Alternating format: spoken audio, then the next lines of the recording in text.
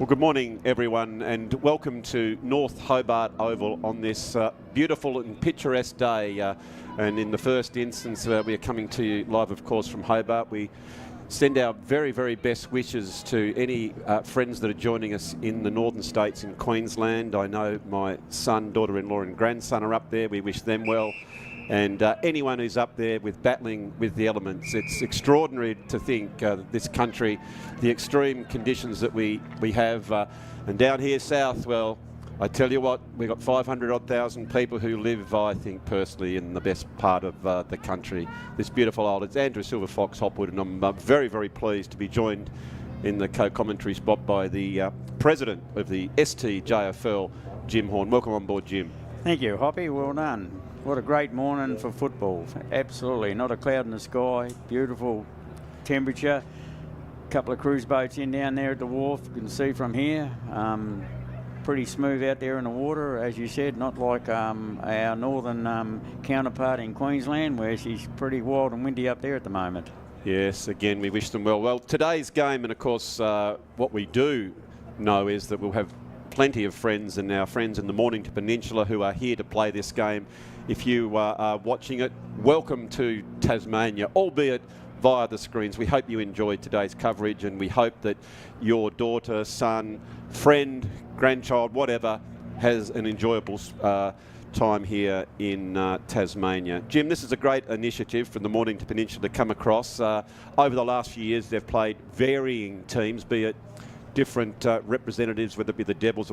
I think this is going to be quite interesting in that the STJFL has, as we know, about 4,000 odd competitors, maybe a bit less if we take the under-18s. I think it's slightly expanding, so it's probably a like-for-like, not a bad match-up, this one. Yeah, I think it'd be... Numbers-wise, I think it'd be a pretty good match-up, actually. So, you know, similar, both...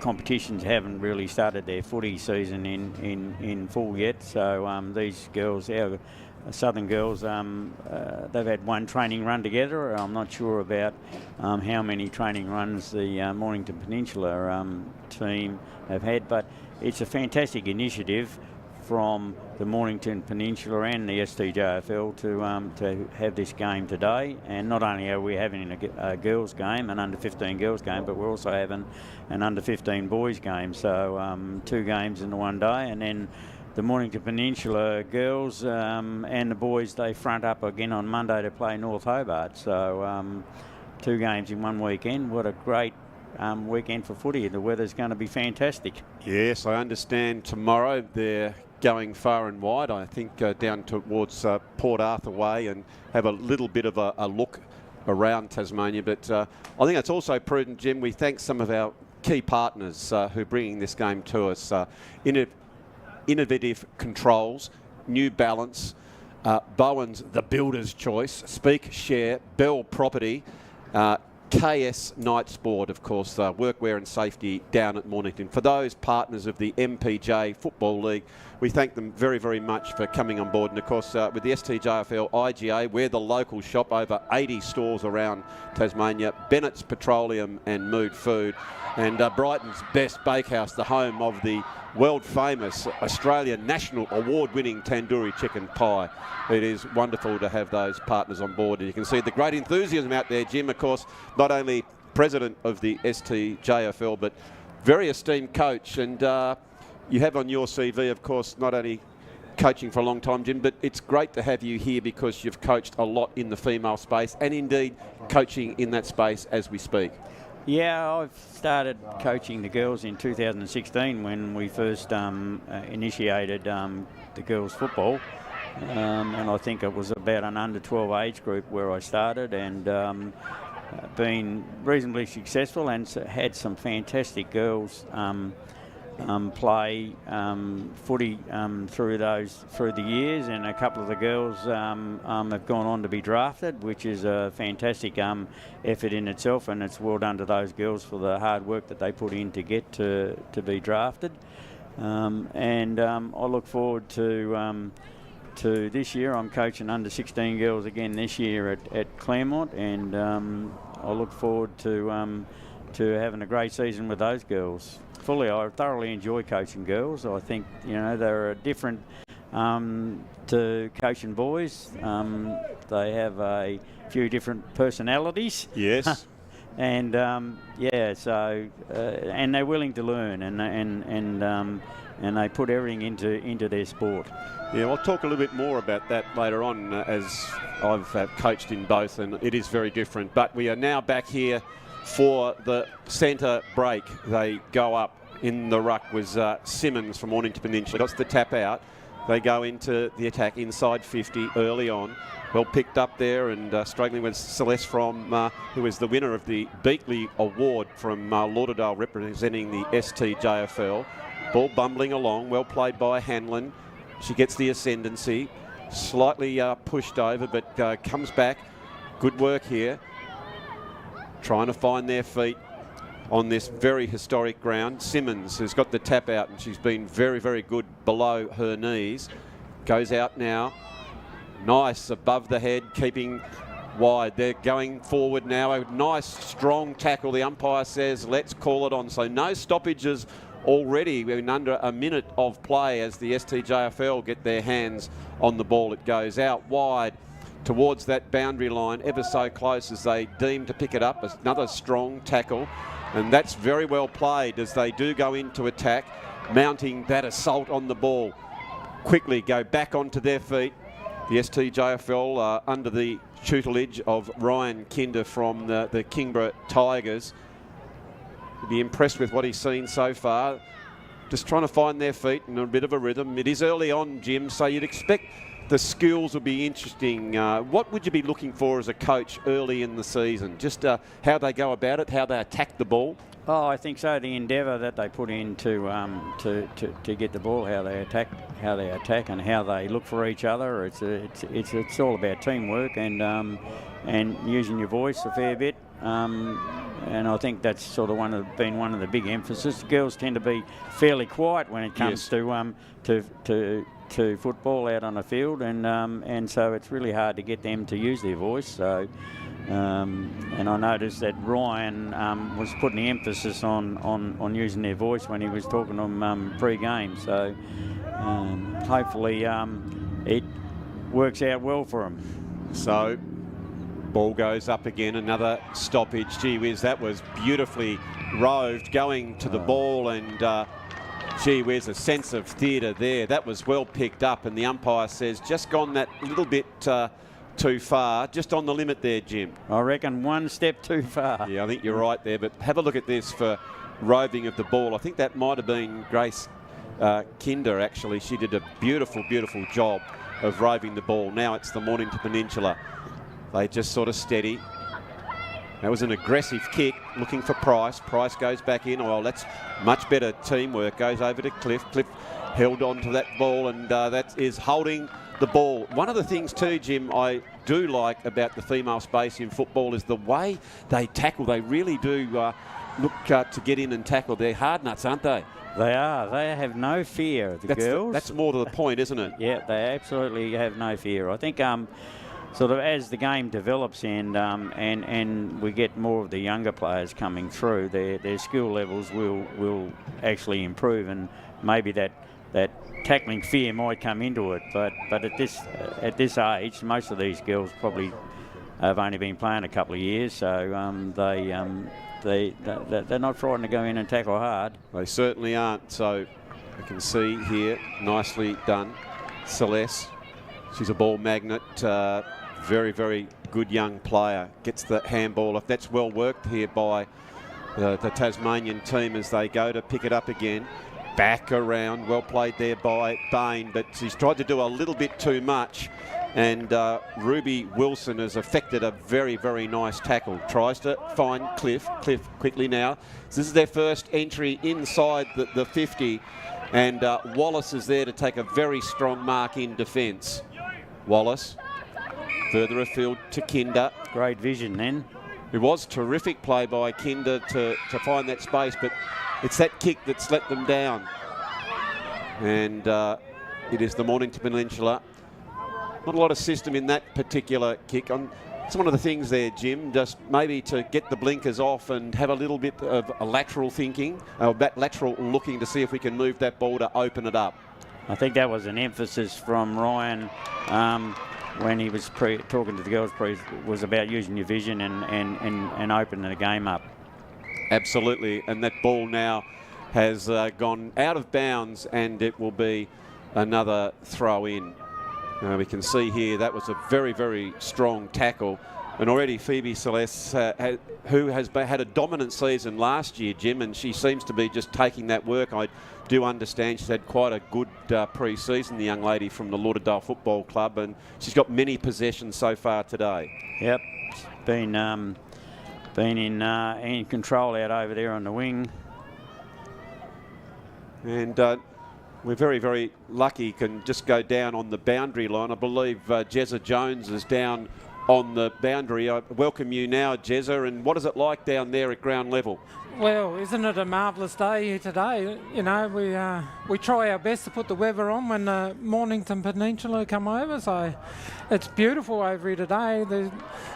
They should be starting to switch on with all their training. All the skills should be starting to pick up nice and dry. Certainly is, and they do pick it up, and this is great play here by the STJFL. It was McDermott who was on the outside, but they're holding firm. Well, the interesting thing already, Jim, is that the majority of the players, we just look at the data here, in fact it has been 85% possession to the STJFL, but it is still 0-0, so it is all about putting scoreboard pressure on, not about time with the ball. No, it's scoreboard pressure, that's for sure.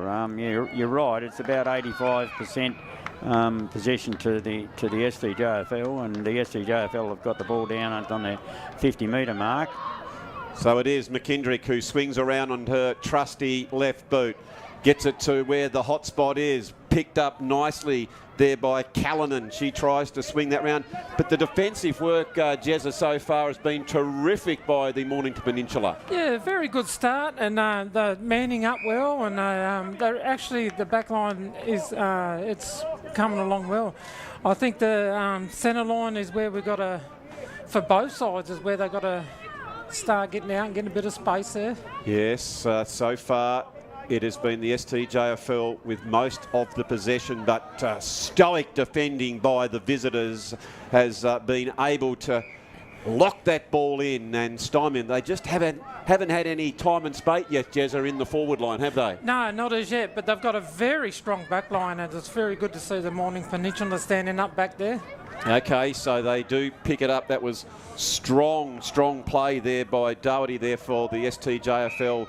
Mob for the ball there. That's really, really good tackling as it's, what are we, 7.5 minutes gone. Just got an injury there for us, Jim.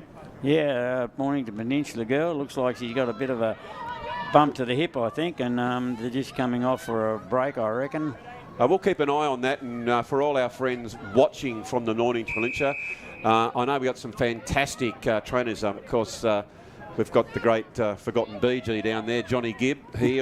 He'll look after and tend to her. I think he's been training for about 40, 50 years already, so they're in very, very good hands as that ball is close, as Kayla Waller tries to get that ball, and Waller now going back as she is the current best and fairest winner from the Lauderdale Football Club, that great contest with Celeste, and she won it by a couple of votes as that kick came in. And again, it will be a boundary throw in. And this is where, Jezza, the STJFL need to find a bit of space. Yes, but they seem to be all, if we look on the screen, we're all a bit crowded down there. If they need to just spread out a bit, but, you know, the very good backline pressure there by the Mornington Peninsula. They're on the ball there. You know, here we go, another stoppage here, I reckon. So it was McKendrick at the bottom as they all crowding around. Just if someone can find a little bit of space, that's a lovely tap out. Just Beautiful. Like the Mornington Peninsula have done there. They've done that well out of the back line, Jim, haven't they? They have. We had... now, Jim, we're very neutral. It's none of this we stuff now. Yeah, I agree. So the STJFL were a bit sort of crowded around the ball. There was nobody out wide, so if the ball did come out, there was nobody out there to grab the ball, whereas the Mornington Peninsula, they had a couple of loose players there and they were easily able to run onto the ball and get it out. But it's come back into the STJFL forward line again. Okay, so it has. It's still inside the 50. as they swoop down to pick it up. There is Chaplin, who is the equal reigning STJFL Beakley best and fairest winner from last year from the New Norfolk Football Club. It's battling very, very hard. It's been kept in tight. Another strong tackle. It was McDermott for the STJFL battling very, very hard. Going in there was Lewis for the Mornington Peninsula. Back forward a field. It's Mitchell running back onto that one. Still no score after 10 minutes of play. It's been down. Oh, there was a big chance, just a little bit too slow. By the time it got to the brain, the ball wasn't gunned. And here's that handball that came out there, Jezza. But no one was there. But fortunately for the STJFL, held a little bit long in that particular one. And just going back now for the first shot on goal for the STJFL. Yeah, the umpire was in perfect position then and just picked up that little bit of a free kick. So they've been very lucky here. And she's put it through. It is Phoebe Celeste who has put that one through for a goal. And probably just reward for effort there, Jim. Fantastic. It was just reward. She took a great mark and then was awarded a free kick. So there it was on the replay. We saw there on the mood. Sorry to interrupt, Jim. On the mood food replay there, it was held far too long. And I don't mind this move. It's very old-fashioned in a way, Jim, because she's a bit of a midfielder, but she's a gun player. Why don't you then, which I like that word from work from Kinder, is maybe rest those players in the forward pocket because she's got an eye for a goal as well.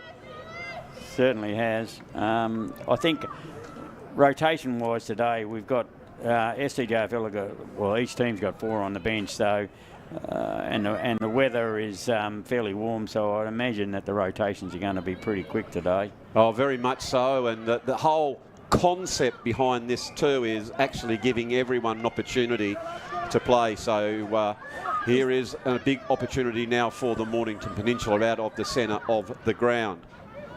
Big, strong kick. Not taken there, but nice work there by the STJFL as they get it back inside familiar territory, which is their forward 50. Strong tackle. That's what you want from your forwards, going in hard. Here is Celeste again. She gets the handball further afield towards Kinder. Another strong tackle, and that's brilliant work there, Jezza. That's what you want to see from your forwards. Not there to kick goals, but put the defensive pressure on.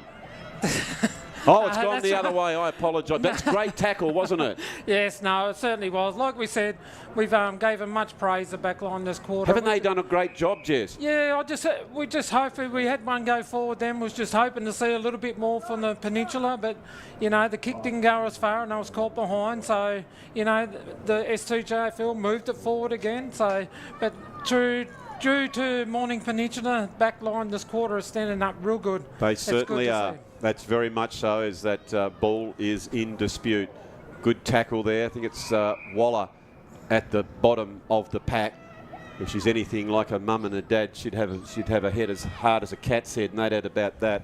They're both terrific sports people, so good lineage, and a dear old granddad from the Dennis side of the family, not only the Waller side, will go very, very nicely as that ball does go forward. And of course the Mornington Peninsula, Jim, are coached by Mia Huss, a very, very good footballer in her own right. Of course, a listed player for Carlton in the VFL. A very good intercepting backline, and just coming back from a knee injury. So that'll be some wonderful experience to guide them at this quarter time break. As we see now the ball still in dispute. It's deep into the STJFL attack. They pick it up. Another opportunity. I think that might be Wilcox towards the goal. And finally now, Jezza, was it touched? No. It's gone through. It's gone. Finally now they're getting some reward for all that time in possession. Yeah, they've got a lot of numbers to the ball. Obviously we can see that she's playing in the ruck position, so there's a lot of run going forward. So I tell you what, Jim, that was a very nice snap on the wrong side of the body too, isn't it? That's the thing about you need to have the versatility to go to both sides of your body. It certainly is, and I think that and it would be with both teams that the bulk of the players have probably been selected from various teams around the competitions. Absolutely. And they'd probably be more than likely mostly midfield players, and the bulk of the players would be midfield players, so a lot of them would be playing out of their normal position. So it takes a while for them to gel together and to learn the positions. So that was a pretty good effort from the STJFL. Yep. Yes, let's bring Castellano, who got that quick kick out, and he doesn't go as far as she would like as McMahon comes in. They've been trying to move that ball. I like the way they are trying to use their hands to come through the midfield and get some speed on the game. They look very, very dangerous, and given that the defence has stood up very, very tall for the Mornington Peninsula, they need to get it in there quickly. It's a nice mark in the deep defensive post. Coming out wide, there is Waller. Good body work by her. Gets the handball out to space. Good tackling here. Nice contest right underneath the Peter Sharp Tower. Well played by Reid for Mornington Peninsula. Hard in and under Hanlon for the STJFL. The umpires coming in, blowing the whistle. And another great thing here, Jezza, is to see we've got 2 female umpires out there as well. Oh, isn't that good to see? The girls' representative game there. Just want to play, is that Popey Reid? She done well then in that big hard tackle, so well done. You know, obviously the girls come up a bit gingerly here, but she'll be okay. Yeah, just taking a little bit of time here. It was a good fair tackle, so there was nothing wrong with it. Yeah. Well, there is the siren for quarter time, which if we check the Brighton's Best Bakehouse scoreboard, it reads the STJFL 2 goals straight, 12 to the MPJFL yet to score. Well, on the positive note for the Mornington Peninsula, the visitors, Jezza, is that they are only 2 goals down. It could be a lot worse given the time with the ball that the STJFL have had. That said, I would have thought Coach Kinder would be thrilled that those 2 shots on goal were accurate, so they've got some reward for all that time with the ball. Yeah, that's right. You can see them moving forward in numbers. Mornington are just starting to figure that out now and starting to work out how they're moving the ball. Like with the Mornington Peninsula, they got a very good backline that quarter. They stood up well. Maybe there might be a slight breeze out there that's flowing that way. Yes. We don't really... We'll have a look at that at quarter time. That's a pretty good point indeed. So, again, with the score at 2 goals straight, 12 to the STJFL, the MPJFL yet to score. We're going to take our first break in what is 2 fantastic games of junior footy here today at North Hobart Oval. It is the under-15 representative game, Mornington Peninsula versus the STJFL. We'll be back with the second quarter very shortly. That's what you want from your forwards, going in hard. Here is Celeste again. She gets the handball further afield towards Kinder. Another strong tackle, and that's brilliant work there, Jezza. That's what you want to see from your at this quarter time break. As we see now the ball still in dispute. It's deep into the STJFL attack. They pick it up. Another opportunity. I think that might be Wilcox towards the goal. And finally now, Jezza, was it touched? No. It's gone through. Finally now, they're getting some reward for all that time in possession. Yeah, they've got a lot of numbers. The siren for quarter time, which if we check the Brighton's Best Bakehouse scoreboard, it reads the STJFL 2 goals straight, 12 to the MPJFL yet to score. Well, on the positive note for the Mornington Peninsula, the visitors, Jezza, is that they are only 2 goals down. It could be a lot worse given the time with the ball that the STJFL have had. That said, I would have thought Coach Kinder would be thrilled that those 2 shots on goal were accurate, so they've got some reward for all that time with the ball. Yeah, that's right. You can see them moving forward in numbers. Could be a lot worse given the time with the ball that the STJFL have had. That said, I would have thought Coach Kinder would be thrilled that those 2 shots on goal were accurate, so they've got some reward for all that time with the ball. Yeah, that's right.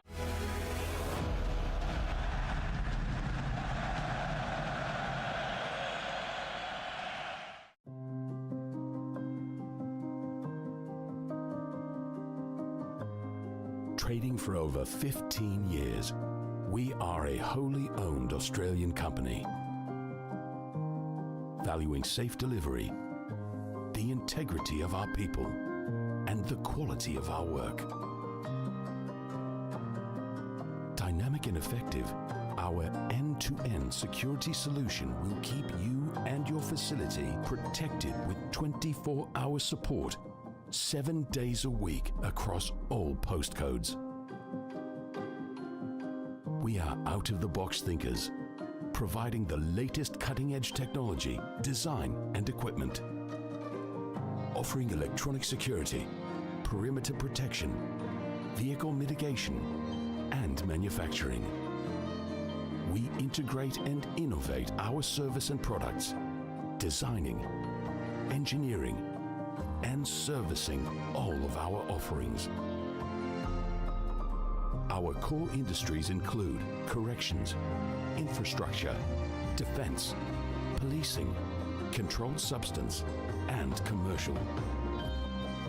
Providing regular reviews and validations, we deliver inbuilt governance systems to ensure compliance. We are the benchmark for quality, design, and technology. We are Innovative Controls.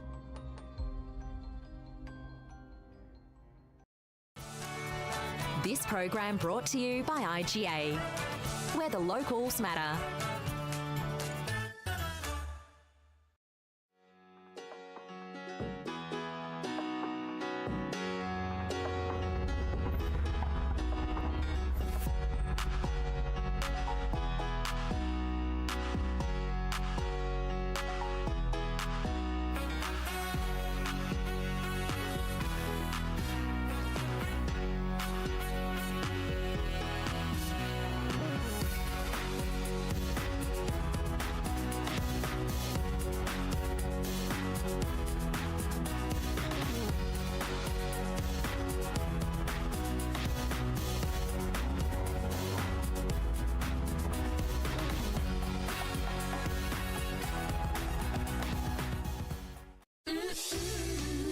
Best Bakehouse, love that homemade taste.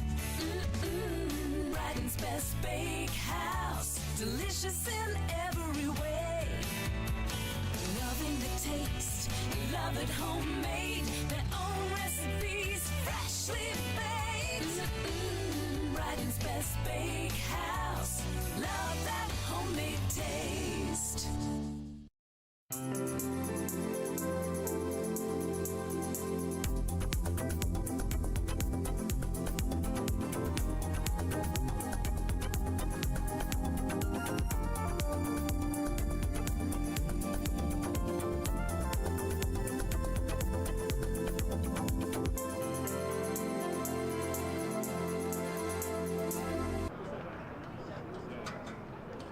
So welcome back here to North Hobart Oval as we went down onto the ground, and it was a very calm Mia Harris who just went through what she wanted. She did throw the magnets around a little bit, Jim, which was interesting, and kind of identified some of the main players for the STJFL and the assistant coaches who've already spoken about maybe to whom they need to put a little bit of work into. So it's going to be interesting to see those changes. And Jezza, you went down and had a little listen to the STJFL. What did you report from down there?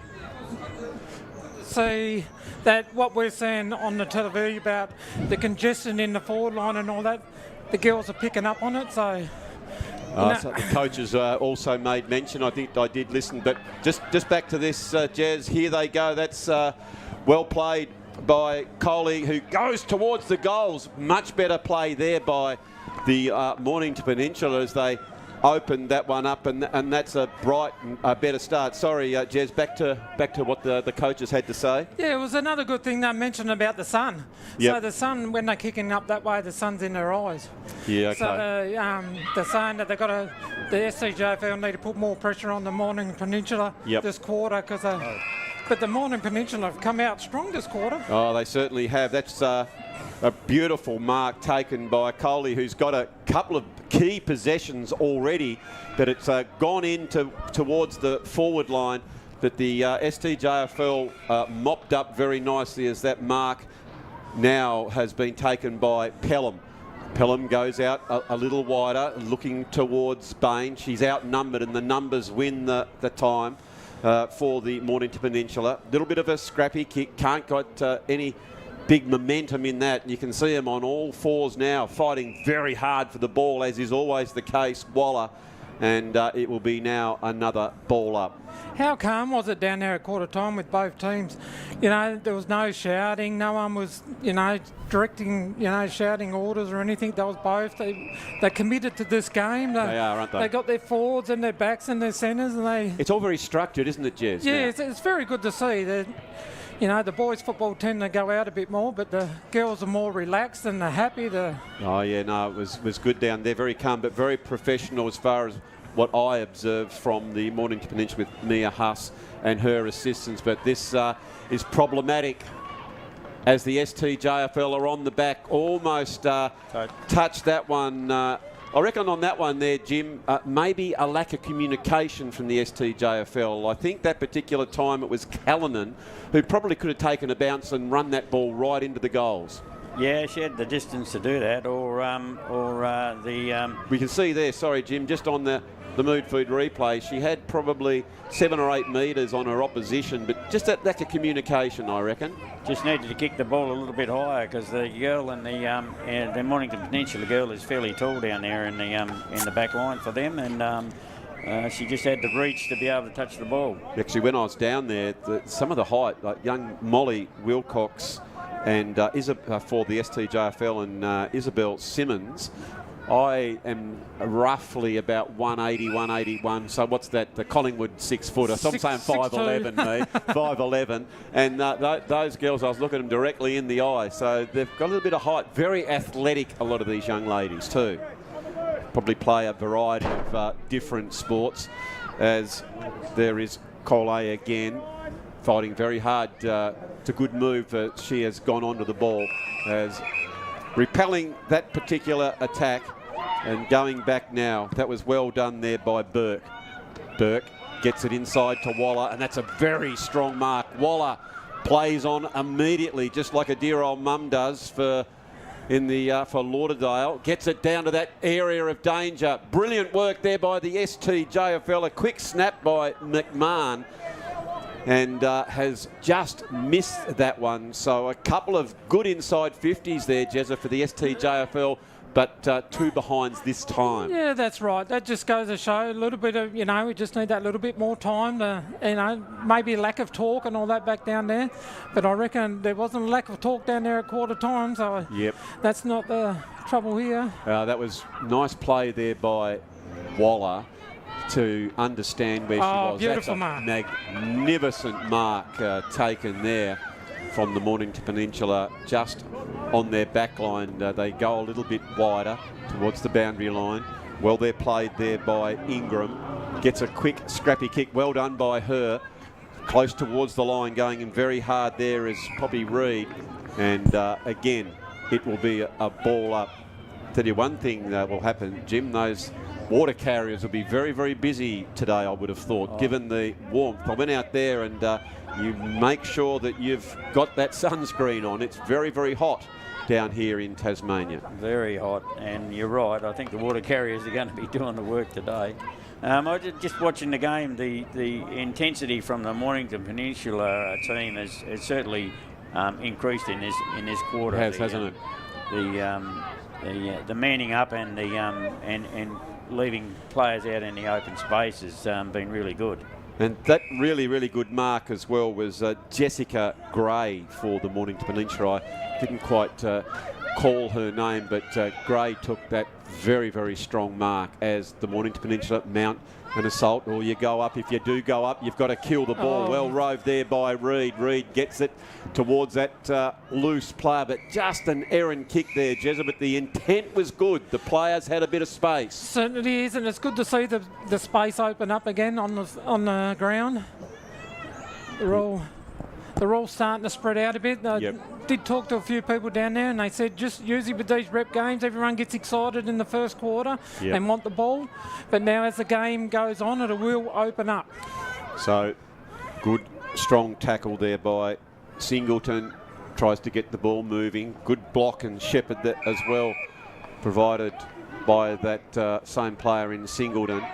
But it's gone against, so Waller. Nice kick by Waller. She's starting to have some influence on the game.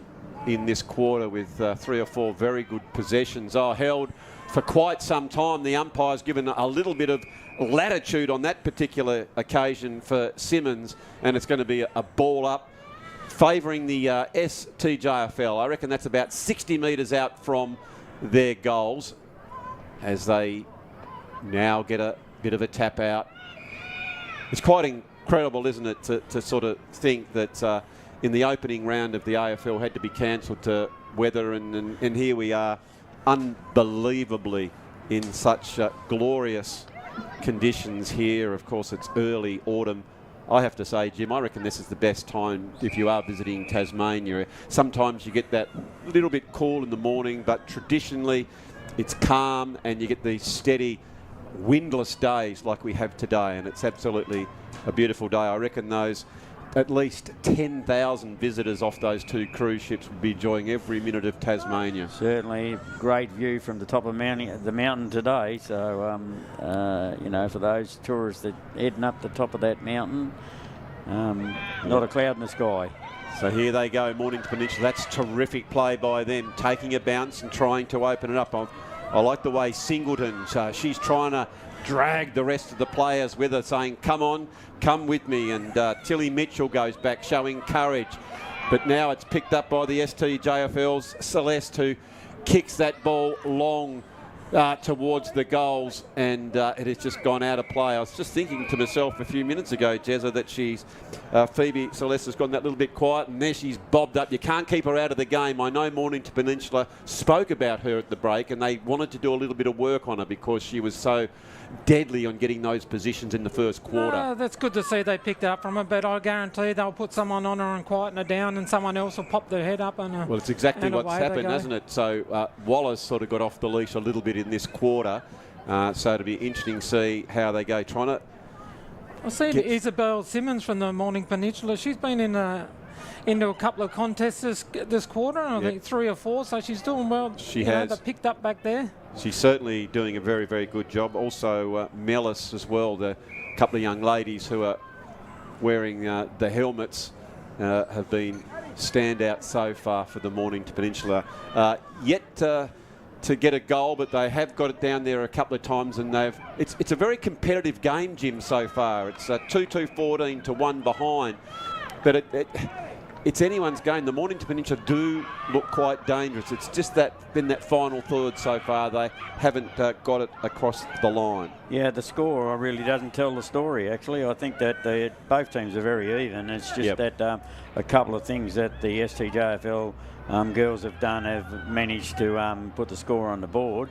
The pressure from the Mornington Peninsula girls has certainly improved in this quarter, and I think a couple of the matchups that have been changed have sort of made an impression, but definitely Waller is certainly having a big impression on the game up to this stage.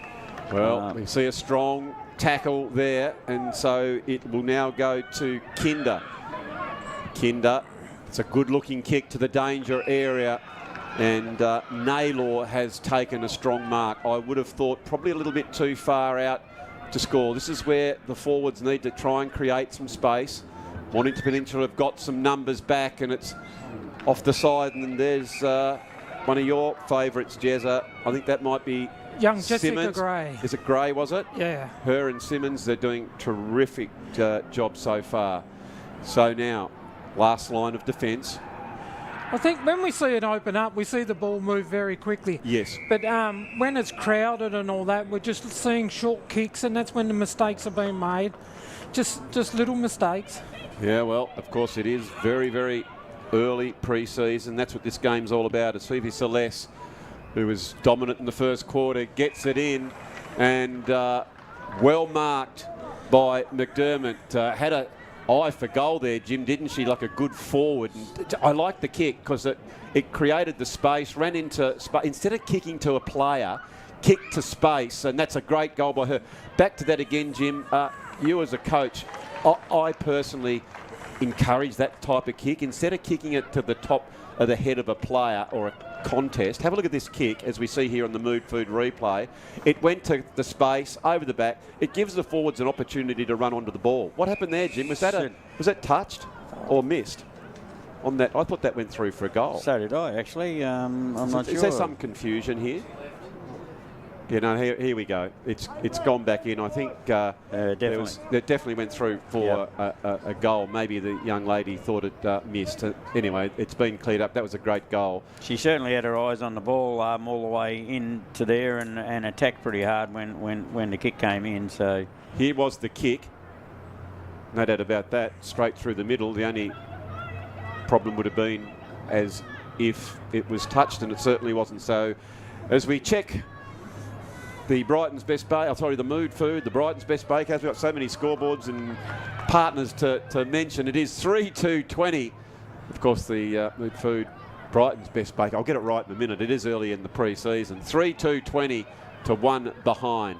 It is the STJFL going forward yet again. Strong tackle. We've got to be careful. How's the umpire seeing this? They said they haven't had time to get that one out. But again, Jezza, that's great pressure on the forward line from the STJFL. Yeah, it was just that quick kick out of the centre again, and we've said it many times already. If the balls move quick, there's less numbers in there, and the ball's moving moving fluently. So they've done well there. I think the Morning Peninsula will be looking at that, and they'll be thinking, well, maybe we need to do the same thing. We've got to get that ball from the bounce, and we need to get it straight into our forward line. Very much so. So here we go. Here's another ball up. What are we getting close towards half-time? Strong tackle being applied there by Naylor, and just not sure what's happened here. I think she was going to be called for holding the ball. I just wasn't sure for a minute there, Jim, if it was she's been called pretty for scragging, but it was a free kick. She's been pretty dominant around the ruck, Naylor, and she was the girl that just missed the goal before, so... The kick goes long towards the goals, and it just touched. Good defensive work there by the Mornington Peninsula to get someone back on the line. As we can see here on the Mood Food replay, it almost touched by both players. They tried to hold it up, but couldn't do so. So as we do check the Brighton's Best Bakehouse scoreboard, it shows the STJFL at 3-3-21. The Mornington Peninsula 1 behind.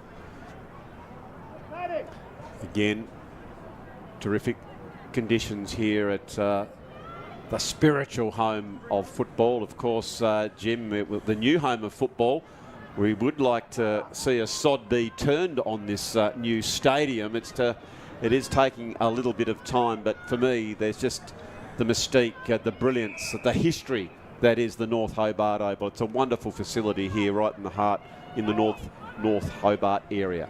Certainly is. It's like a coliseum. Oh, isn't it? For those people who haven't been and are watching our coverage, it's a wonderful place to play on, because you feel that the crowd are sitting right on your shoulders. It's a great place to watch the footy too. The vision here is terrific. It's a wonderful, wonderful ground, and the views that we have from the Peter Sharp Tower, just looking around this, the great southern city of Hobart, is just wonderful. As Lauderdale picked that one up, it is Celeste, whether she's been down forward, back or in the midfield, she's been very, very good so far as that long driving kick goes in. But it's, again, another stoppage, and they just need to hang on for another minute. I think we're down to the last 50 seconds of this second quarter. Yes, and that back line again for Morning Peninsula's had to stand up again. They're going to be some very tired girls at half-time. Here we go, off to the... very good stepping back there. I always like that, Jez, where... I see that a lot more in the female space, Jim, where there's almost like a goalkeeper. The girls have a good sense of getting back on that line, don't they? They do. And they've got a fairly tall girl back there at the moment who's quite capable of... taken some really good marks. So that's out of bounds, and just in front of the Georgie Miller stand down there, and it will be a boundary throw in. In fact, I don't reckon we'll even get a resumption of play here. Getting very close indeed. The siren has gone for half time at the North Hobart Football Ground, which sees the STJFL leading 3-3-21 to the MPJFL 1 behind. 4 the home team. It is Ava McDermott, Molly Wilcox and Phoebe Celeste, the goal scorers. And as we just alluded to, the Mornington Peninsula yet to score a goal. Well, it was a little bit more of the same there, Jezza. A lot of pressure on the Mornington Peninsula defensive area. Yeah, but they were, at the start of the quarter, they come out very strong for the first, 5 to 7 minutes, and we thought, oh, here's a different sort of game now. As the game wore on, the STJFL moved it quick. Yep. There was less people around the ball, so they were able to score very easily. So, and then you can say it was probably 95% into the STJFL forward line then, whereas at the start of the quarter it was more Mornington Peninsula. So maybe they could regroup and then come out and give us another big go. I guess, Jim, if you're the STJFL coach, the thing you would think you need to probably work on is how do you get more out of those forward thrusts, because they have been quite dominant to get the ball down there. But if you think of time in the forward 50 as against scoreboard, so 6 shots and maybe a couple of forced, you'd like to think you could get a little bit more out of the time that you've had with the ball. Yeah, I think, we, as Jezza said, we had 90% of the play that quarter, but only managed to get 1 goal, 2 on the board. And you're right, I think it's about how do we get a bigger score on the or the STJFL get a bigger score on the board for the amount of work that they're putting in to get the ball down there. I think the Mornington Peninsula, to their credit, their back line has been fantastic. They have stood up and applied the pressure back on the STJFL and been able to repel the ball back out a few times, sort of thing, which and when they get the ball, it comes back to about the halfway mark and it gets repelled back in to the forward line again. So yeah, it's just a matter of how do we get a better score on the board.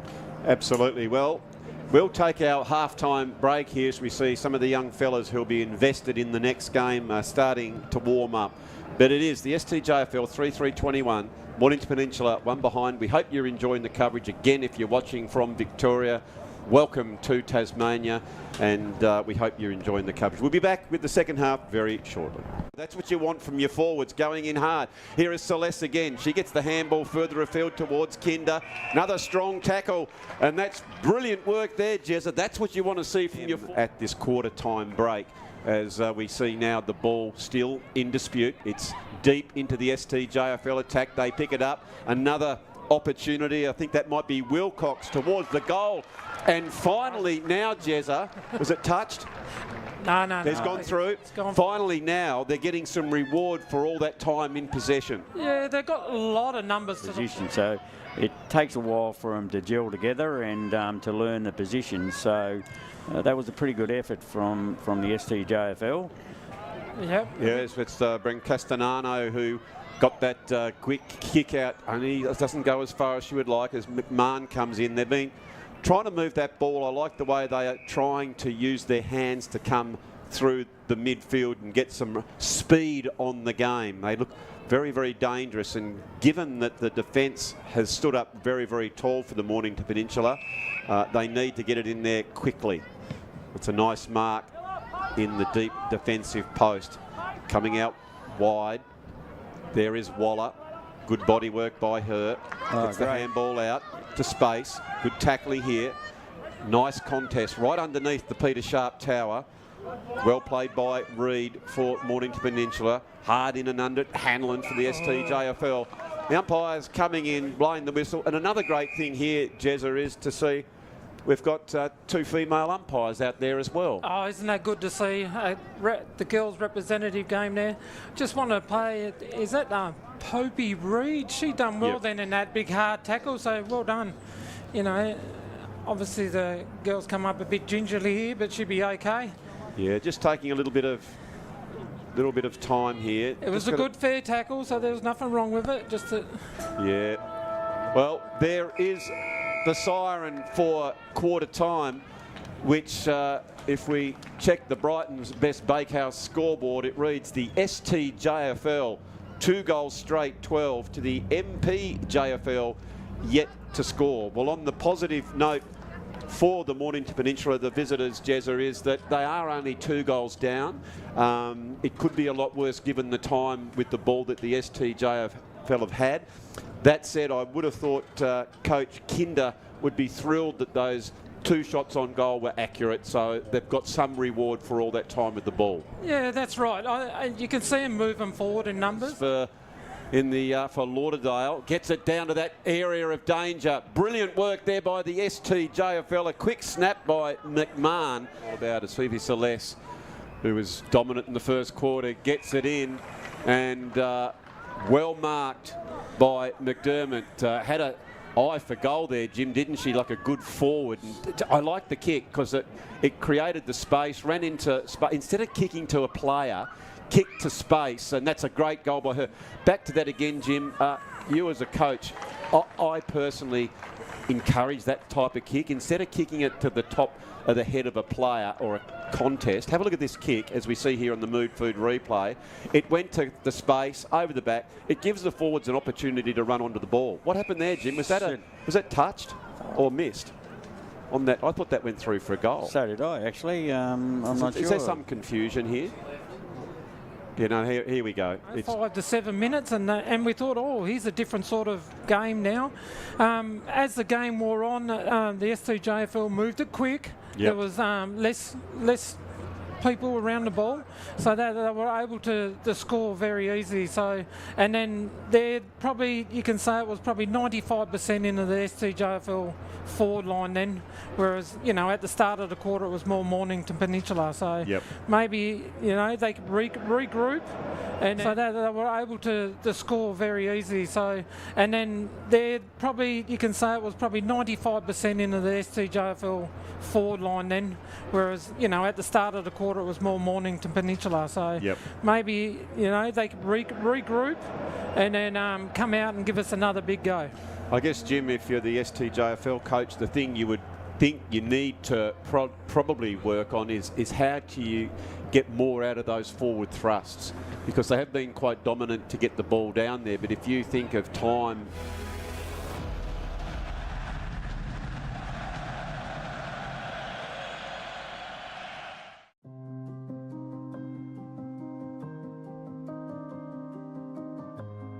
trading for over 15 years, we are a wholly owned Australian company, valuing safe delivery, the integrity of our people, and the quality of our work. Dynamic and effective, our end-to-end security solution will keep you and your facility protected with 24-hour support, 7 days a week across all postcodes. We are out-of-the-box thinkers, providing the latest cutting-edge technology, design and equipment, offering electronic security, perimeter protection, vehicle mitigation, and manufacturing. We integrate and innovate our service and products, designing, engineering, and servicing all of our offerings. Our core industries include corrections, infrastructure, defense, policing, controlled substance, and commercial. Providing regular reviews and validations, we deliver inbuilt governance systems to ensure compliance. We are the benchmark for quality, design, and technology. We are Innovative Controls.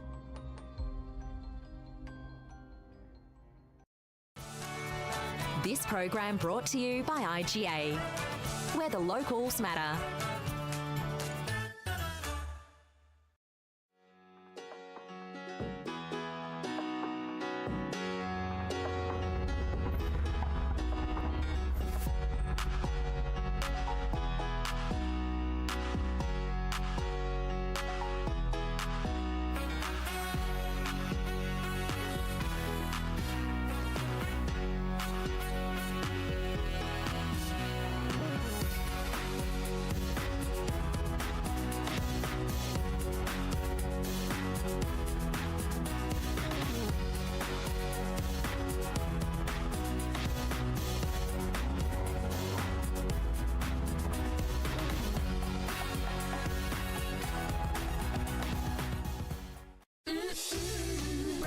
Best Bakehouse.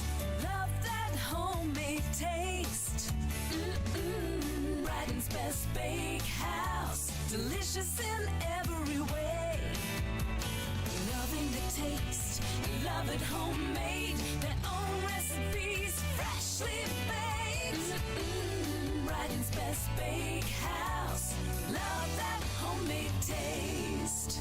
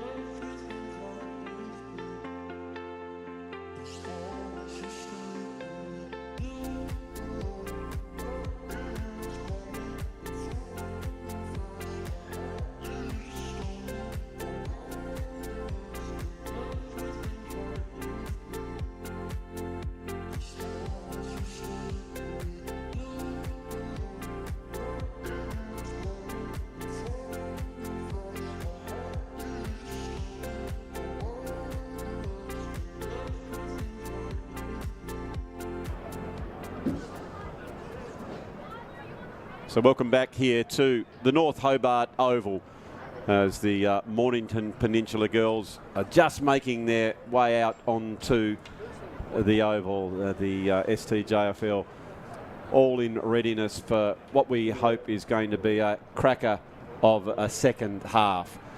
I went down and had a little listen to Mia Huss, and very calm indeed, Jezza. She just explained the deficiencies that she saw and the areas for improvement, and I like the way she went about it. She's a terrific young woman. Yeah, why wouldn't you like? She's around football. You told me she's on Carlton's list, yes, has been, but yep. you know, she's been through the program. She knows the program, and she probably wants half a dozen of these girls to make that program. So Absolutely. As quickly as the ball comes up, STJFL go into attack, but as is the case, standing tall and doing a very nice job was Lulich down deep for the Mornington Peninsula. They are under plenty of pressure right from the start of this quarter. Picking it up is Coco Greer, dispossessed, backed up nicely as that ball goes rolling end to end. It was almost, Jim, a repeat of the first quarter and the third quarter, with the STJFL were getting those centre clearances. Yeah, it certainly was. A clean clearance out and straight down into the forward line. So the ball is thrown in. McKendrick was there for the STJFL. Celeste is at the bottom of the pack. She's moved on to the ball now, is where she plays the majority of her football. Shallard, quick kick in towards the forward line as Chasemore comes out. Can't take it. This is much better from the visitors. Unfortunately, that kick goes into the midriff of Poppy Reid. She seems to have recovered nicely. She's proven that she's a bit of a hard nut around the ball as Tilly Mitchell picks that one up now.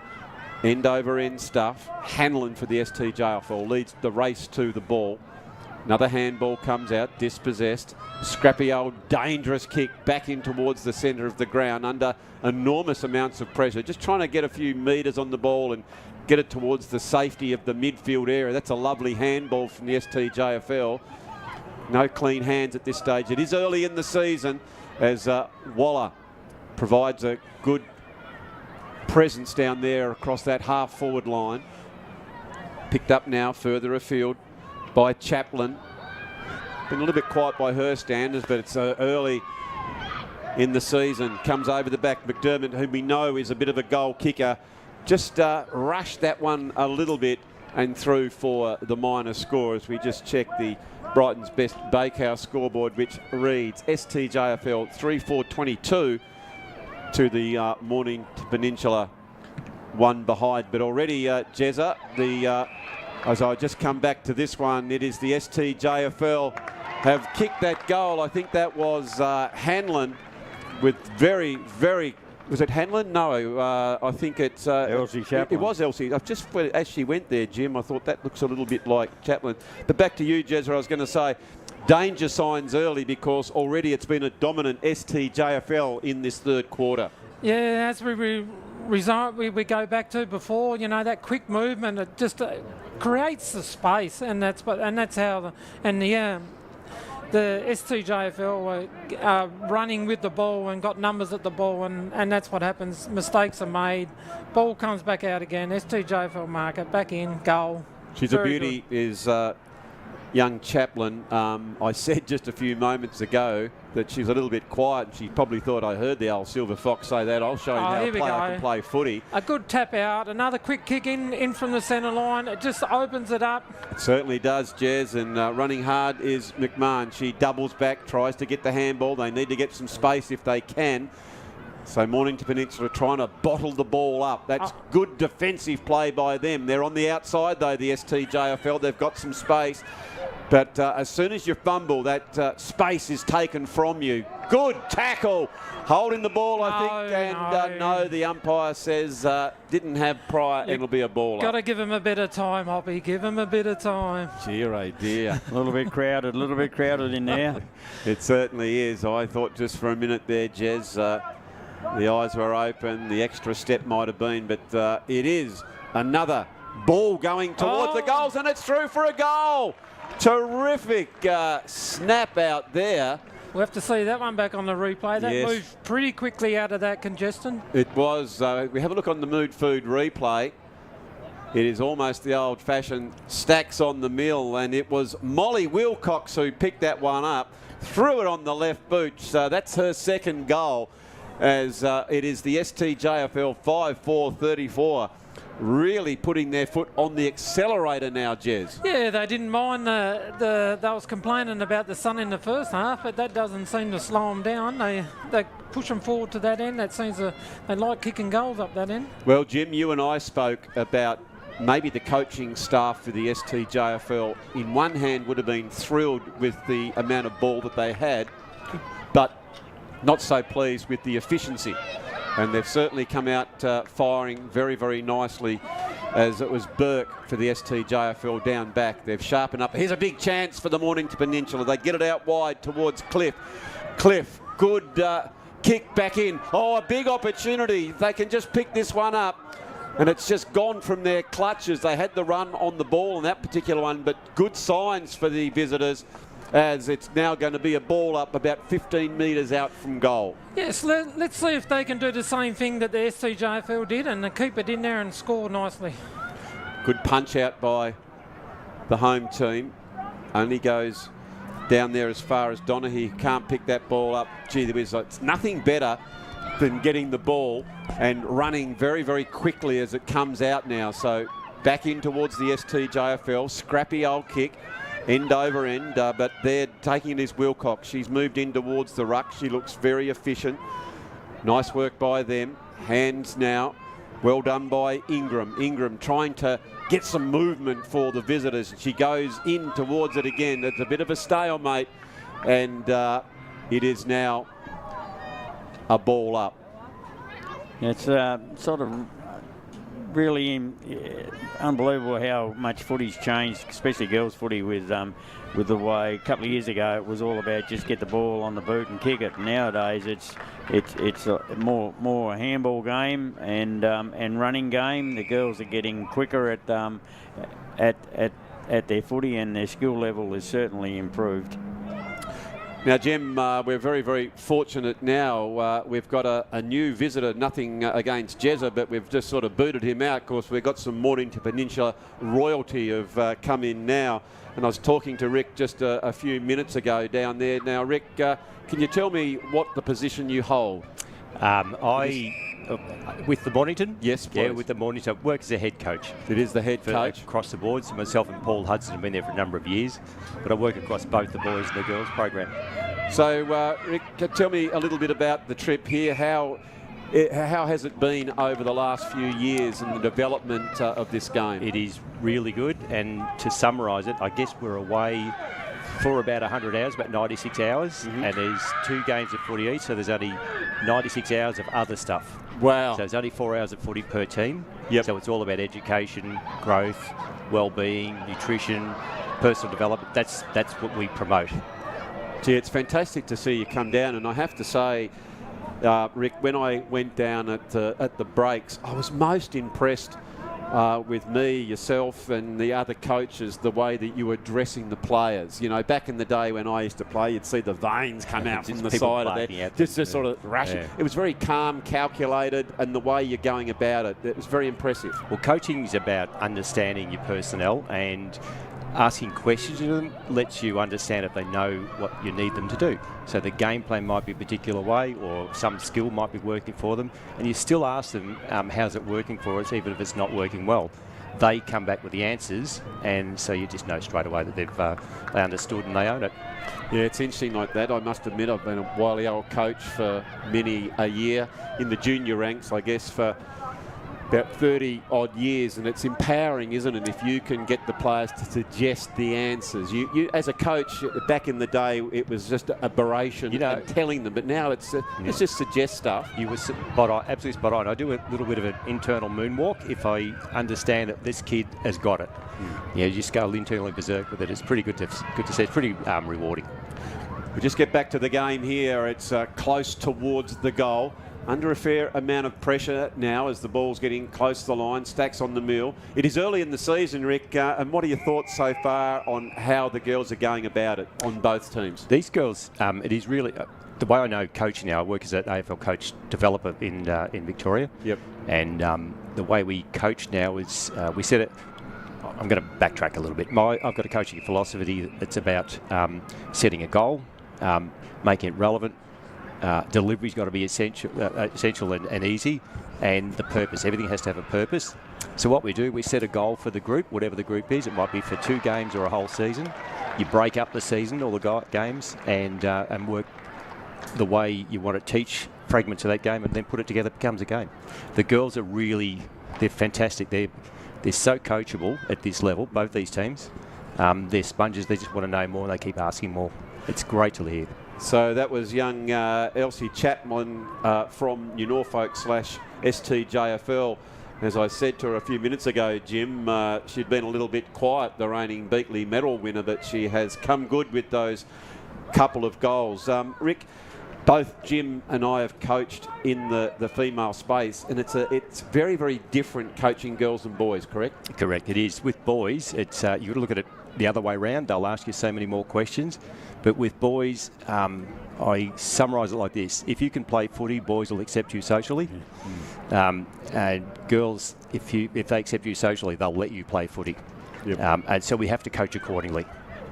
Yeah, very much so. I just found it quite refreshing. It is. In that they were just so keen to want to learn and listen. I listen to a lot of podcasts and read a few books here and there and listen to coaches. There's a guy called Doug Lemoff. Yep. He talks about things like this. And if you want to coach at the highest level, you coach under 12s. And that'll teach you how to be a coach. I put female footballers in that category. If you want to learn how to coach female footballers, because they'll test you out and they'll need a fundamental understanding. Very much so. No, you'd second that, Jim? Totally agree with that. Yeah, no, very, very much so. Is that ball now coming in? It's the STJFL. We just checked the Brighton's Best Bakehouse scoreboard, which reads 6-5-41. Mornington Peninsula. That one behind, but I tell you what, they had that ball down there a number of times, Jim, and just in that final third had a little fumble or whatever and weren't able to do it, but they're right in this game as it's underneath the Peter Sharp Tower. Rick, what do you think of this facility? This is, for Tasmanians, this is a wonderful ground, and I dare say if you talk to your mate Paul Hudson, he'll tell you about the great games that he's played on just here. Ignore that. That's just it's not worth it. It's not. It's a beautiful place. Well, we just watch here as the girls have an opportunity. They might go a bit of a don't argue, gets a quick kick, and it's just gone to the side. There are a couple of girls free, but it was just that tackle there at the end put them off. And it was a nice mark down in deep in defence, taken there by Wallace. Wallace just going back, a little bit shaken up by that one. What are we, 12 and a half minutes gone into the third quarter. The Mornington Peninsula, what are the numbers like down that way? It's shifting, but it's growing, which is really good. Coaching programs have been put in place that will be a generational change if it means anything to do with numbers of players. But the nicer the coaching environment is, the more kids you get to come, the more parents like it. Yep. It's a beautiful part of the world down there. I know I've got a mate who lives down there. He's got a couple of young fellas who play around, and I know. And his dad is a Hall of Famer, so his name's Mark Leo and his father's name's Trevor Leo, and he was just afforded to be in legend status just recently. Yep. That's a good sign. Yeah. And I believe his next door neighbour, you might have heard of him. His name's Crawford, who played for Hawthorn. Yeah. He stole a Brownlow medal or something one day, was it? Indeed. Just to give you an idea of my feelings of these facilities, I was down here in 2023 with the Northern Knights. Yes. We had a boys and girls game down here, and that weekend you had the Queensland-Tasmania state game. Yeah. The Knights boys and girls played in the morning, and throughout the rest of the afternoon we had a late flight home, so we got to see the game. The environment was just sensational. It was just a beautiful place. I think there was like 7,500 or 8,000 people here that day. You don't need many people at this ground, Rick. It's a really interesting ground when you're out there playing. You feel like there's more people than they're here. It's a really good old historic ground. We're hoping that the sod will be turned very shortly on the new stadium for the Devils. Well, That's what we I would have my like. Tassie Devils decal in the back of my car at home in Melbourne. That's a foundation member. Yeah, that's fantastic. You and quite a few of us, as we look down here. I think it is Celeste who's been very good so far. Oh, gone the old-fashioned Peter Hudson barrel, if you don't mind. Just touched before that one's gone out. So for the parents watching in the Mornington Peninsula, like you said, it does sound like a wonderful trip with learning experiences for these young boys and girls. It is. I did a presentation to all of them, the boys and the girls, last night, and there's instant growth. I see that with a couple of the kids out there today who might have been a little bit testing of some coaches, but I just saw some growth in them, and I said that to them at the halftime break. I've seen something right this second that just came out of you last night. So if that's a few minutes across the line that we've got them, it's great. It's interesting you say that. I've spent a life of then attending conference after conference, and sometimes you get a bit blasé, but if you get one pearl out of it, it's worthwhile, correct? Spot on. If you learn something new, that's great. If you get reminded of something else and you've got that little pearl popping out, that's just even better. So we're back to the game here. The Mornington Peninsula are fighting hard to stay in this game in relation to scoreboard. They are 6-6-42. STJFL, Mornington Peninsula one behind, but it's been pretty even contest in that midfield, Jim. It's just probably that final third that we said. There's been a couple of opportunities for the visitors as the siren has gone here for three-quarter time.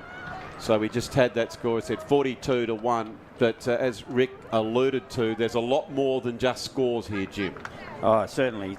So I think STJFL have just been a bit fortunate that we've been able to get the clearance out of the middle and then a good long kick into the forward line, and then it's a big tussle down the forward line to get a score on the board. Mornington Peninsula back line has been pretty fantastic. They've been under the pressure a fair bit.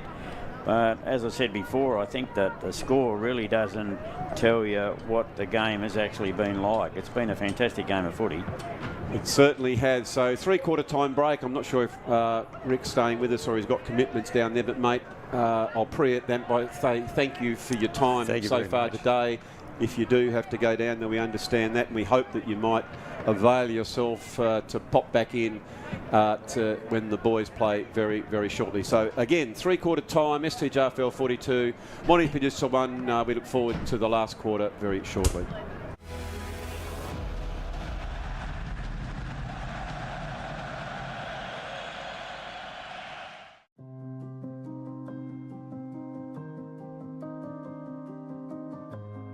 Trading for over 15 years, we are a wholly owned Australian company, valuing safe delivery, the integrity of our people, and the quality of our work. Dynamic and effective, our end-to-end security solution will keep you and your facility protected with 24-hour support, 7 days a week across all postcodes. We are out-of-the-box thinkers, providing the latest cutting-edge technology, design and equipment, offering electronic security, perimeter protection, vehicle mitigation, and manufacturing. We integrate and innovate our service and products, designing, engineering, and servicing all of our offerings.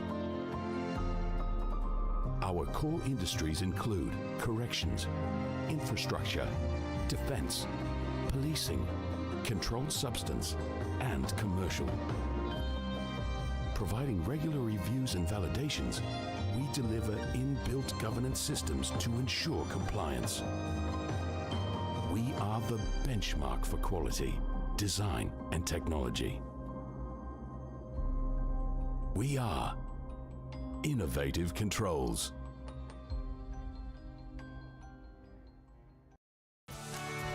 This program brought to you by IGA, where the locals matter.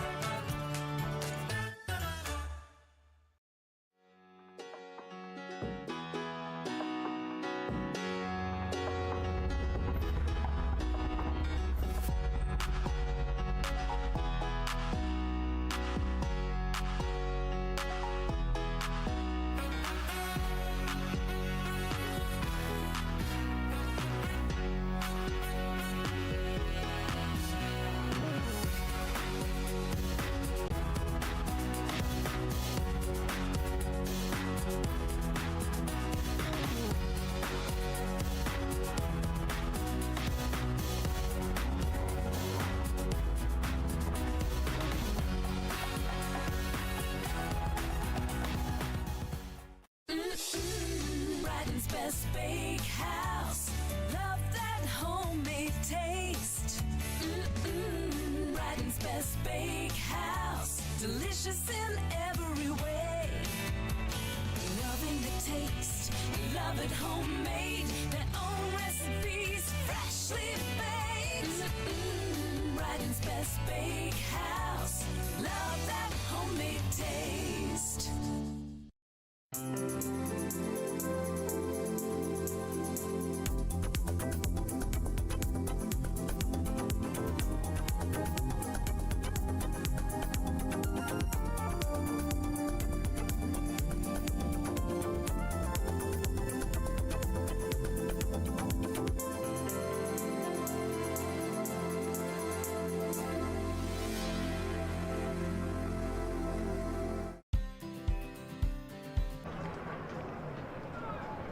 So we're back here at North Hobart Oval, where the girls have taken their last instructions from the coaches, and they're getting ready for the last quarter. But I tell you what, Jim, this is all going well for the season. And we just had Rick Elagasic tell us a little bit about the Mornington Peninsula.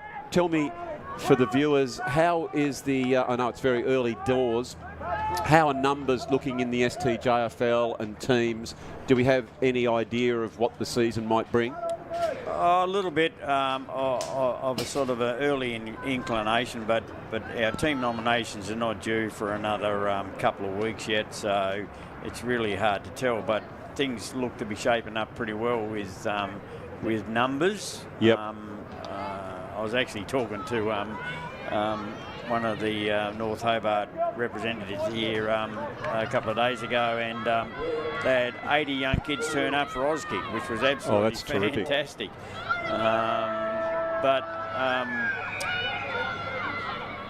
Yeah, I know there's been a lot of work done in that space, and the reality is, Jim, the base of the pyramid has to be wide, and that's where some teams need to do some work. As the game has started again with the STJFL getting it out of the centre quickly, as Hanlon was on the end of that one, tried to push it forward towards Wallace.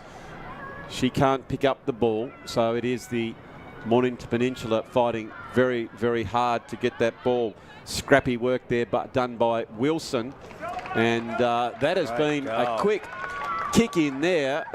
Is that Chaplin again? Yeah, Chaplin again. Yeah, no, she's really come into the game now, has Elsie Chaplin. That's her third goal, Jim. She's got 3. Wilcox has got a couple. We see here on the Mood Food replay on her trusted left side, which favoured. She's got quite a good scything kick, and if I look down at her stats, I think she's had about 5 kicks and 3 goals, so she's been very, very effective with what she has done, Jim. So she actually had an injury at the end of the season last year. So she played in the grand final with a bad ankle, and she's recovered pretty well from that, by the look of it, with 3 goals on the board. Yeah, I think I remember talking to her at the Beakleys, and she was telling me that she had I don't know, she told me about the injury, and I think a coach sort of glared at her to sort of say, oh, don't let the cat out of the bag. But she did a great job, didn't she, to get there? She did a great job. She played in the grand final, and the team that she played for, New Norfolk, won the grand final. Absolutely. In that under-14 age group, which was fantastic for them. You know, it's a good game, that one. As a good tackle there by the STJFL, and that's Waller, who's been very, very good. She's played in a variety of different positions, and I think that's another thing that's happened out there, Jezza, and you've been down near the coaches. I like the way they've been moving the players around on the oval. Yeah, just down there listening to them, like the STJ, well, they've kicked 7 goals, so they're up and about. The girls have got a lot to say. There's a lot of different communication coming in where they need to be. The forward line needs to be open. So, yeah, but I also appeared over at the Morning Peninsula and on my way past, and I was very happy with the way the coach pulls the girls aside and just, talks to them, and there's no shouting going on. They've got a different sort of communication to the boys. It's very calm and very loving. Yeah, it is. We were lucky enough to have Rick Legasic here just a few minutes ago. Rick, of course, the coach of the Mornington Peninsula with Paul Hudson, and he was telling us a little bit about their learnings and what a great thing it is for these children, if you like, to be down here, Jezza. What great learning experiences they're having. Oh, it's given us as the STJFL a great learning curve, so we can see where our girls are at and where we need to be. You know, we've got the best participation rate in Tasmania, so we've got a very high number of girls to pick from. So, you know, it gives everyone a chance to play in one of these games and how they look forward to it. Well, a little bit too far out, I would have thought. Gone for the long kick. I reckon that's the kick there, Jim, that you actually don't pull the trigger on. You go a bit shorter into space, so kids can run onto it. Yeah, certainly so. There was a packed situation in the forward line there, and she kicked into that packed situation, which would have been better with a shorter kick, I think. It's almost like you, and as a wily old coach yourself, that's something you could look to work on, couldn't you? Because most girls, you see, oh, that's a strong mark. Brilliant mark there by Naylor. Yeah, to go back and then run into the space, keep it open. But Naylor now, who's had a terrific game so far, long raking kick. It's been touched there by Lulich, and it'll be a boundary throw in. Yeah, they've actually got to push a bit further because the wind's blowing from left to right as you see it on the screen. So you mightn't think there's anything out there, but you can actually feel it when you're down there. Gee whiz, I'm just looking at those trees there, Jez, and they dead set look flaccid. Not a movement at all, but I reckon you're sure it wasn't someone breathing on you down there, son? Not at ground level. I mean, it is very warm, and the breeze is just nice. So you just got to be careful too, Jez. You're a little bit pinkish just around the old legs there. They haven't seen a lot of sun, so you get that slip, slop, slap when you go out there next time. All right, so it is the boundary throw in. Again, welcome to our friends from the Mornington Peninsula if you are watching the coverage, and anywhere else in Australia or the world watching the telecast from Duff TV, the media partner for the STJFL, I think, over the last 25 years. Fantastic partnership between the two. As coming back now, having a shot at goal, is Maddie Donaghy. Be right on a limit now. They say she looks very intent. About 45-degree angle. Need to be a very good kick. Put it towards the hot spot. Players there, front and centre. Celeste, you know she loves a goal.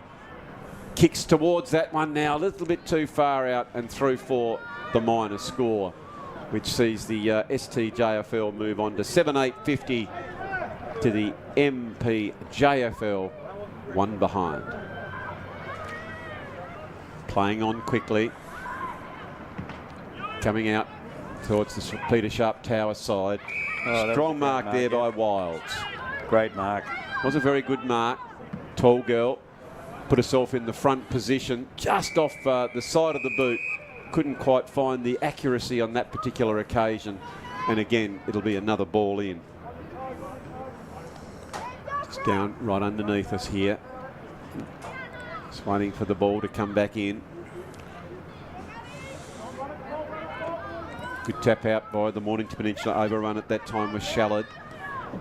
Couple of good handballs and strong tackle there, wasn't it? Great work there by Pelham. Another stoppage. Goes up now. Tapped out by Wilds. Has been quite effective in the ruck. Drawing back, Lewis gets that quick kick, and in front, another strong mark taken by Simmons. Simmons been good today. I've liked the way she's worked. Taps over the back. They got the numbers. Naylor tries to evade one, does so. Could have gone, but that short kick. I think that's just the nuances on that one there, Jim.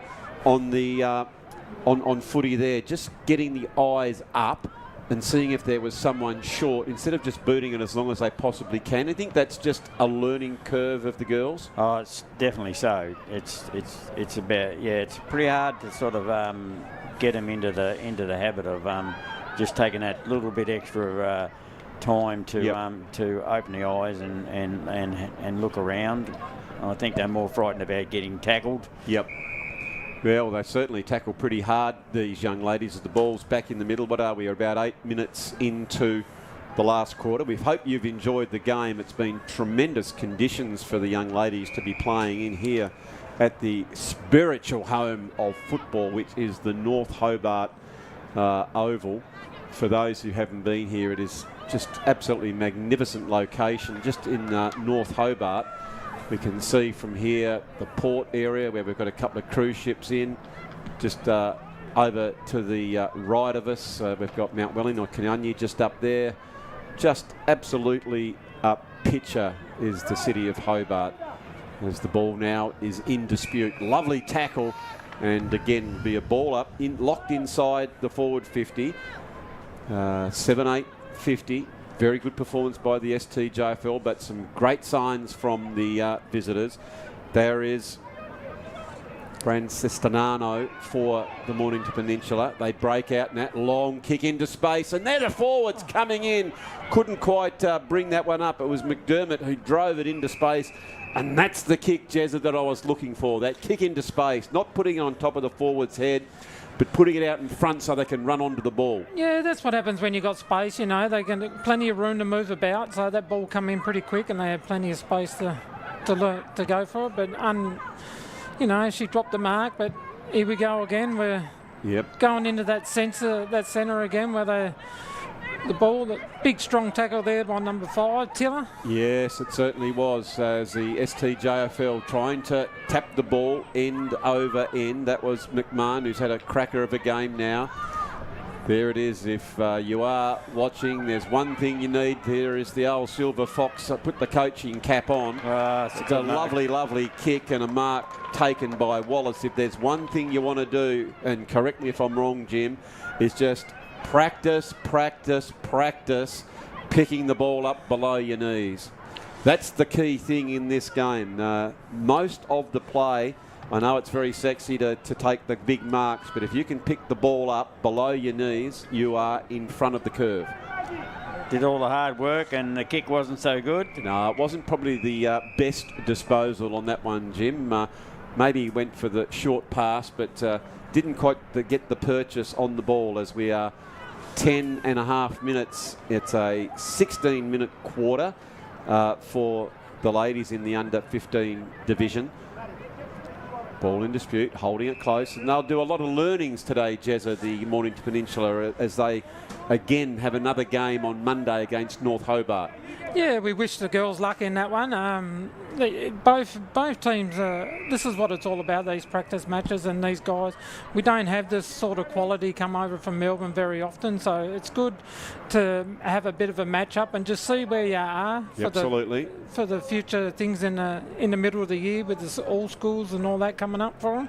Yeah, it's also very, very fortunate to have kids from the different teams, be it from the Mornington Peninsula. They've got teams, whether it be Mount Martha, Rosebud, Sorrento, Dramana, I mean, from all around the area, Crib Point. So it's great to see them come together and experience this sort of thing in rep footy. And then they can take it back to their club and tell of the experience and try and improve everyone, Jezza. Yeah, we all know how hard it is to gel just for one game, so hopefully these guys on Monday will, I think it's Monday, they will come out even better now that they've had this game to gel and get one under their belts. Absolutely. So they'll go into recovery mode, probably maybe from here go to Sandy Bay Beach or maybe down to Bell Reef Beach, immerse themselves in the water, a bit of a... So it'll be key to, you know, get the good amount of right food in, recover with plenty of fluid, and we know they're in good hands with the coaching staff that they have, as Lansky for the STJFL is back there. It's Molly Wilcox deep in defence. She's running towards the ball if she can keep it in, and she does so. We know she's a left footer. She kicks that out wide. Very wide indeed for the advancing players. It goes close towards the line, well kept in. Hard fought play by Singleton. Goes back in over it. Plenty of appeals. Play to the whistle, girls. I think that's the one thing you've got to learn. Play to the whistle. One of the things I don't like, whether it be boys, girls, men's, women's gym, is appealing to the umpire. Just Yeah, play right. as hard as you can and wait for them to make their decisions. It's incumbent on you to make your focus the onion, as far as I can see. Oh, I totally agree. I think the girls were just sitting there waiting for the umpire to blow the whistle. Yep. Well, I'm thinking the ball went missing out of the whistle. Very much indeed. Big, strong kick towards the forward line there by Taya Cliff, but it's just off the side and out of bounds. So they would love to see if they could eke a goal out here with 13 minutes. So they've got about 2.5 minutes to go, the Mornington Peninsula girls, if they can do. And they've got a big chance here now. Cliff kicks the ball into their attacking zone.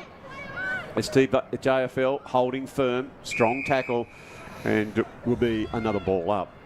Well, I think the difference today has probably just been a bit more of intensity at the ball by the STJFL and being first to the ball, which has put the pressure on the Mornington Peninsula girls.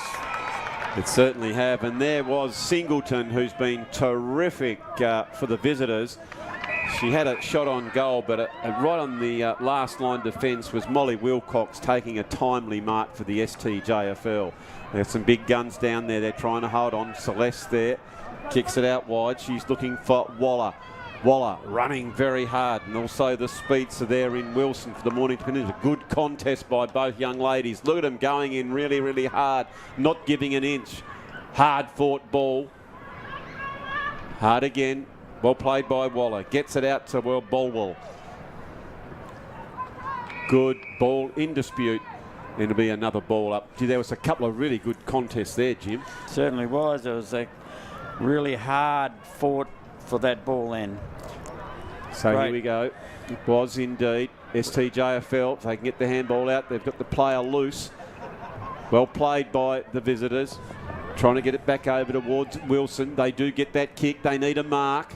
Comes over the back. It's a big chance for them. They've got the loose player out. There's 2-on-1. Big opportunity if they can just get the handle on it. Wilcox holding firm. 3-on-1. Oh, the big, strong tackle. Well, if I tell you what, when you're leading 7-8-50 to 1 behind, it'd be very easy there to be lackadaisical, Jezza. But what about the tackle by Waller? Very strong tackle, and we was all jumping up in the box hoping that Mornington Peninsula just score that one goal just to make it, a good end to the day, but it didn't come about. There was a very strong tackle and well done. Gee whiz, how'd you like to be the baby sister of Kayla Waller? She wouldn't pass the toys over, would she? Hey, she just mowed it down and provided a very nice tackle. Told to play on there was the STJFL. A little bit of confusion there. Was a little bit of confusion. Anyway, it all ended up well. Go back in to get it again. Strong tackle.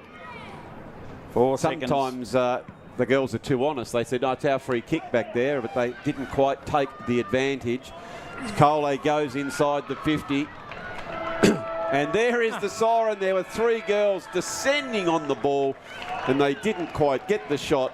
And it is game over, and what has been a terrific game of under-15 junior footy, which sees in the end the STJFL 7-8-50 to the MPJFL 1 behind. For the home team, it was 3 goals to Elsie Chaplin, 2 goals to Molly Wilcox, who was terrific down back in the end.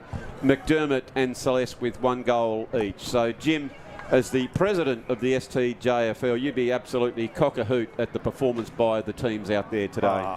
Yeah, fantastic. Look, it's great.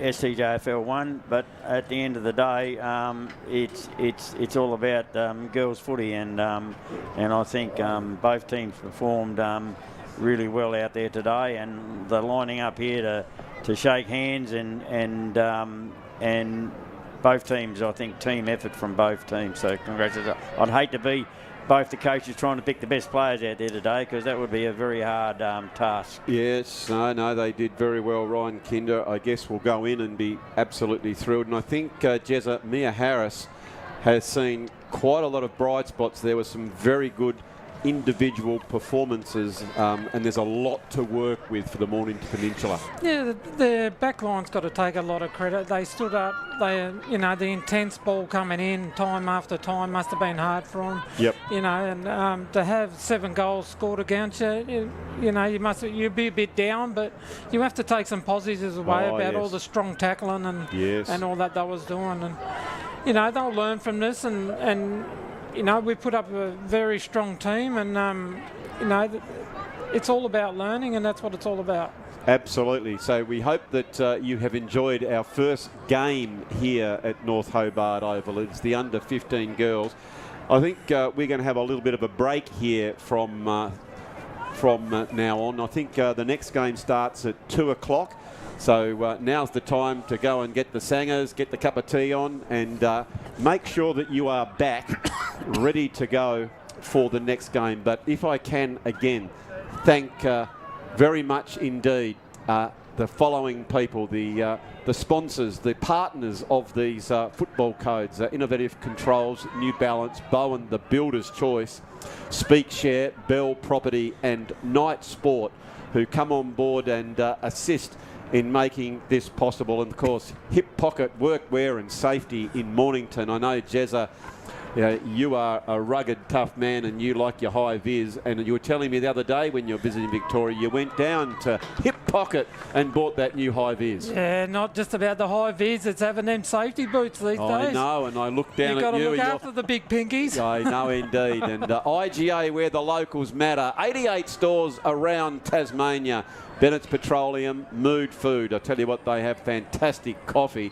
You get that one at Kempton, you get the coffee, you have something to eat, game of basketball, kick of the footy, and on you'll go. And Brighton's best bakehouse, of course, the home of the pie of the year in Australia, the tandoori chicken. We thank them very, very much. And of course, AFL Tasmania. So as we see the girls going down there and just having a bit of a chat with the coaches, we are now going to take a break from North Hobart, and we look forward to bringing you the under-15 boys at 2 o'clock.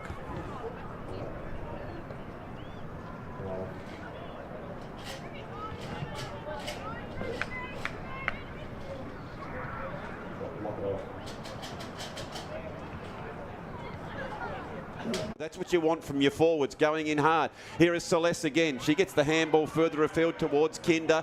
Another strong tackle, and that's brilliant work there, Jezza. That's what you want to see from your at this quarter-time break. As we see now the ball still in dispute. It's deep into the STJFL attack. They pick it up. Another opportunity. I think that might be Wilcox towards the goal. And finally now, Jezza, was it touched? No. It's gone through. Finally now, they're getting some reward for all that time in possession. Yeah, they've got a lot of numbers to position, so it takes a while for them to gel together and to learn the positions. So that was a pretty good effort from the STJFL. Yep. Yes, it's Brent Castanano who got that quick kick out, and he doesn't go as far as she would like as McMahon comes in. They've been trying to move that ball. I like the way they are trying to use their hands to come through the midfield and get some speed on the game. They look very, very dangerous, and given that the defence has stood up very, very tall for the Mornington Peninsula, they need to get it in there quickly. It's a nice mark in the deep defensive post. Coming out wide, there is Waller. Good body work by her. Gets the handball out to space. Good tackling here.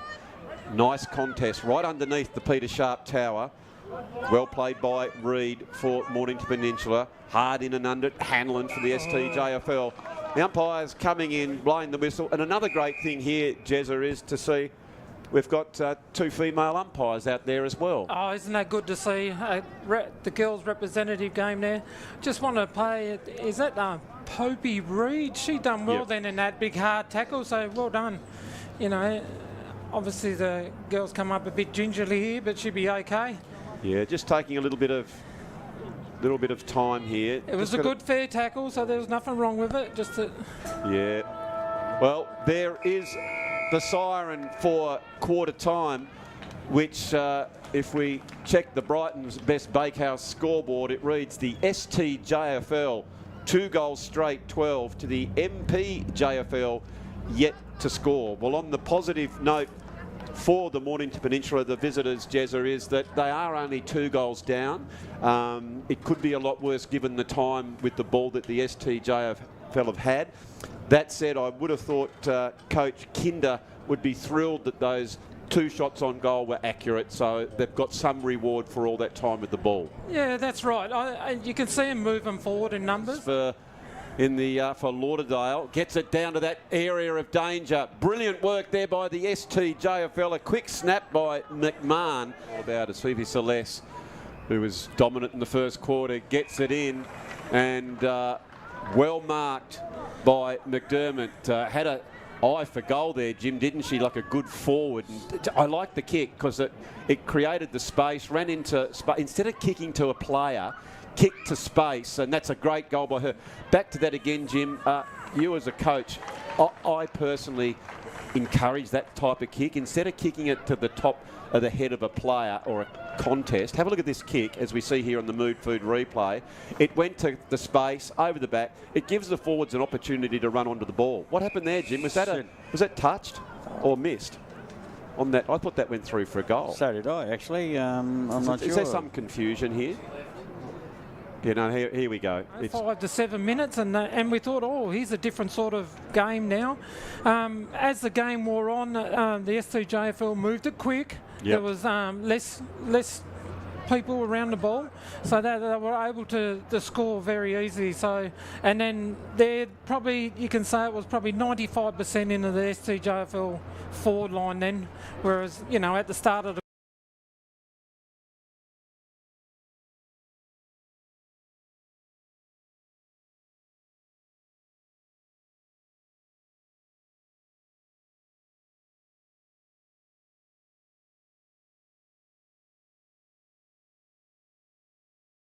Brighton's best bakehouse scoreboard, which reads STJFL 3-4-22 to the Mornington Peninsula, 1 behind. But already, Jezza, as I just come back to this one, it is the STJFL have kicked that goal. I think that was Hanlon with very, very...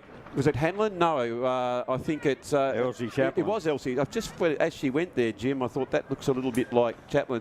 But back to you, Jezza. time, Hoppy. Give him a bit of time. Dear, oh dear. A little bit crowded in there. It certainly is. I thought just for a minute there, Jez, the eyes were open. The extra step might have been, but it is another ball going towards the goals, and it's through for a goal. Terrific snap out there. Make it relevant. Delivery's got to be essential and easy, and the purpose. Everything has to have a purpose.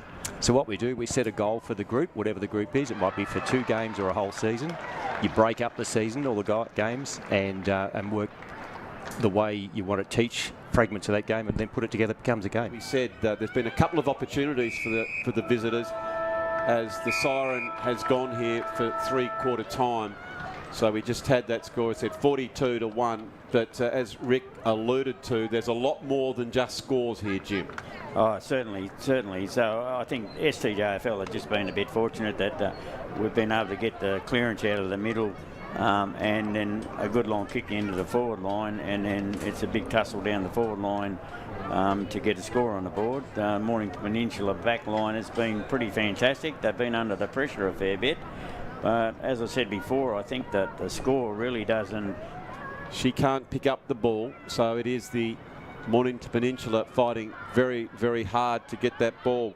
Scrappy work there, but done by Wilson. And that has been a quick kick in there.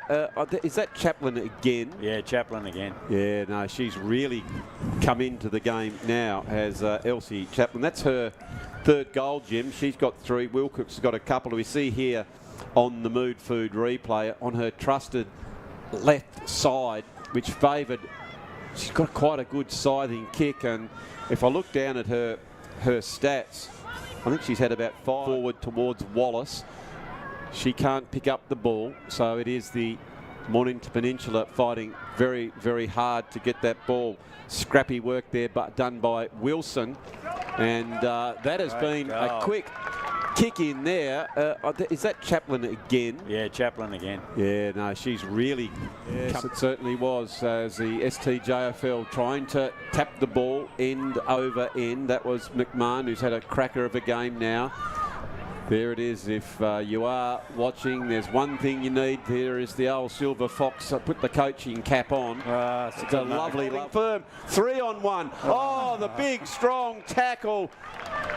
Well, if I tell you what, when you're leading 7-8-50 to 1 behind, was a little bit of confusion. Anyway, it all ended up well.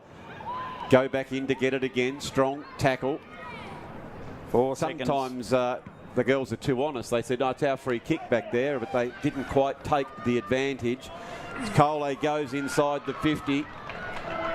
And there is the siren. There were 3 girls descending on the ball, and they didn't quite get the shot. And it is game over, and what has been a terrific game of under-15 junior footy, which sees in the end the STJFL 7-8-50 to the MPJFL 1 behind. For the home team, and there is the siren. There were 3 girls descending on the ball, and they didn't quite get the shot. And it is game over, and what has been a terrific game of under-15 junior footy, which sees in the end the STJFL 7-8-50 to the MPJFL 1 behind. For the home team, it was 3 goals to Elsie Chaplin, 2 goals to Molly Wilcox, who was terrific down back in the end. McDermott and Celeste with 1 goal each. So, Jim, you know, you'd be a bit down, but you have to take some positives away about all the strong tackling and all that they was doing. And, you know, they'll learn from this, and you know, we put up a very strong team, and, you know, it's all about learning, and that's what it's all about. Absolutely. So we hope that you have enjoyed our first game here at North Hobart Oval. It's the under-15 girls. I think we're going to have a little bit of a break here from now on. I think the next game starts at 2 o'clock. So now's the time to go and get the sangers, get the cup of tea on, and make sure that you are people, the sponsors, the partners of these football codes, Innovative Controls, New Balance, Bowen, the Builder's Choice, Speak Share, Bell Property, and Night Sport, who come on board and assist in making this possible. And of course, Hip Pocket Workwear and Safety in Mornington. I know, Jezza, you are a rugged, tough man, and you like your high vis. And you were telling me the other day when you were visiting Victoria, you went down to Hip Pocket and bought that new...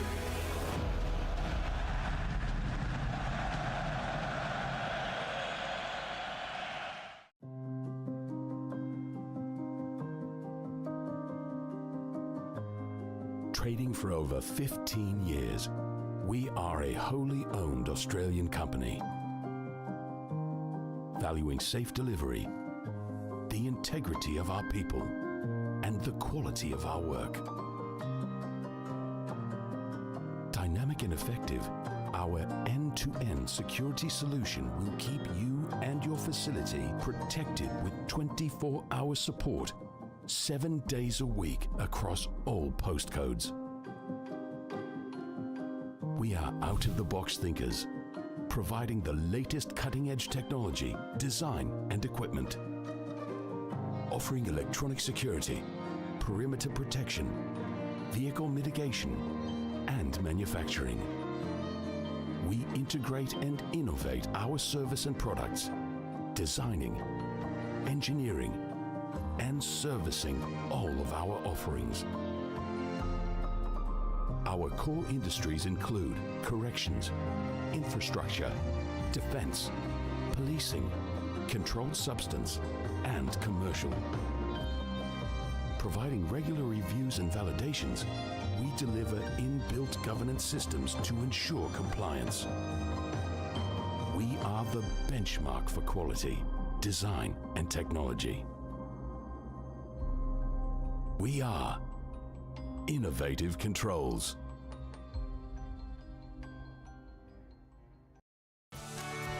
This program brought to you by IGA, where the locals matter.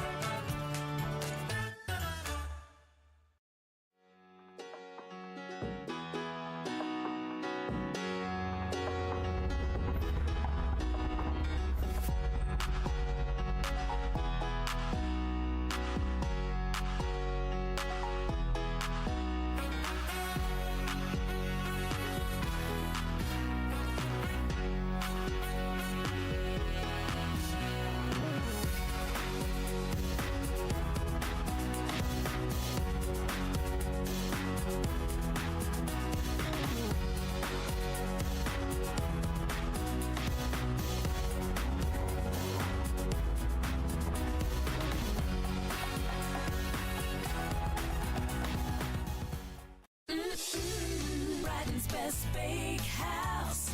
Love that homemade taste. Brighton's Best Bakehouse. Delicious in every way. Loving the taste. Love it homemade. Their own recipes. Freshly baked. Brighton's Best Bakehouse. Love that homemade taste.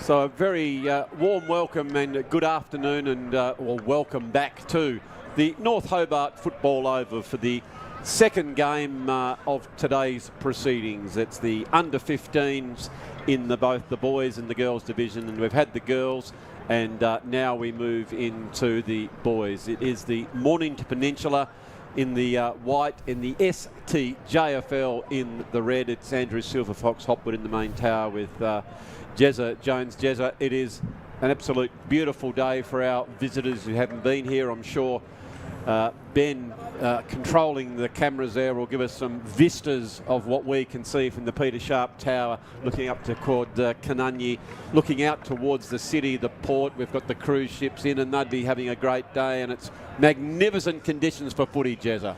Yes, and wouldn't everyone like to be here today?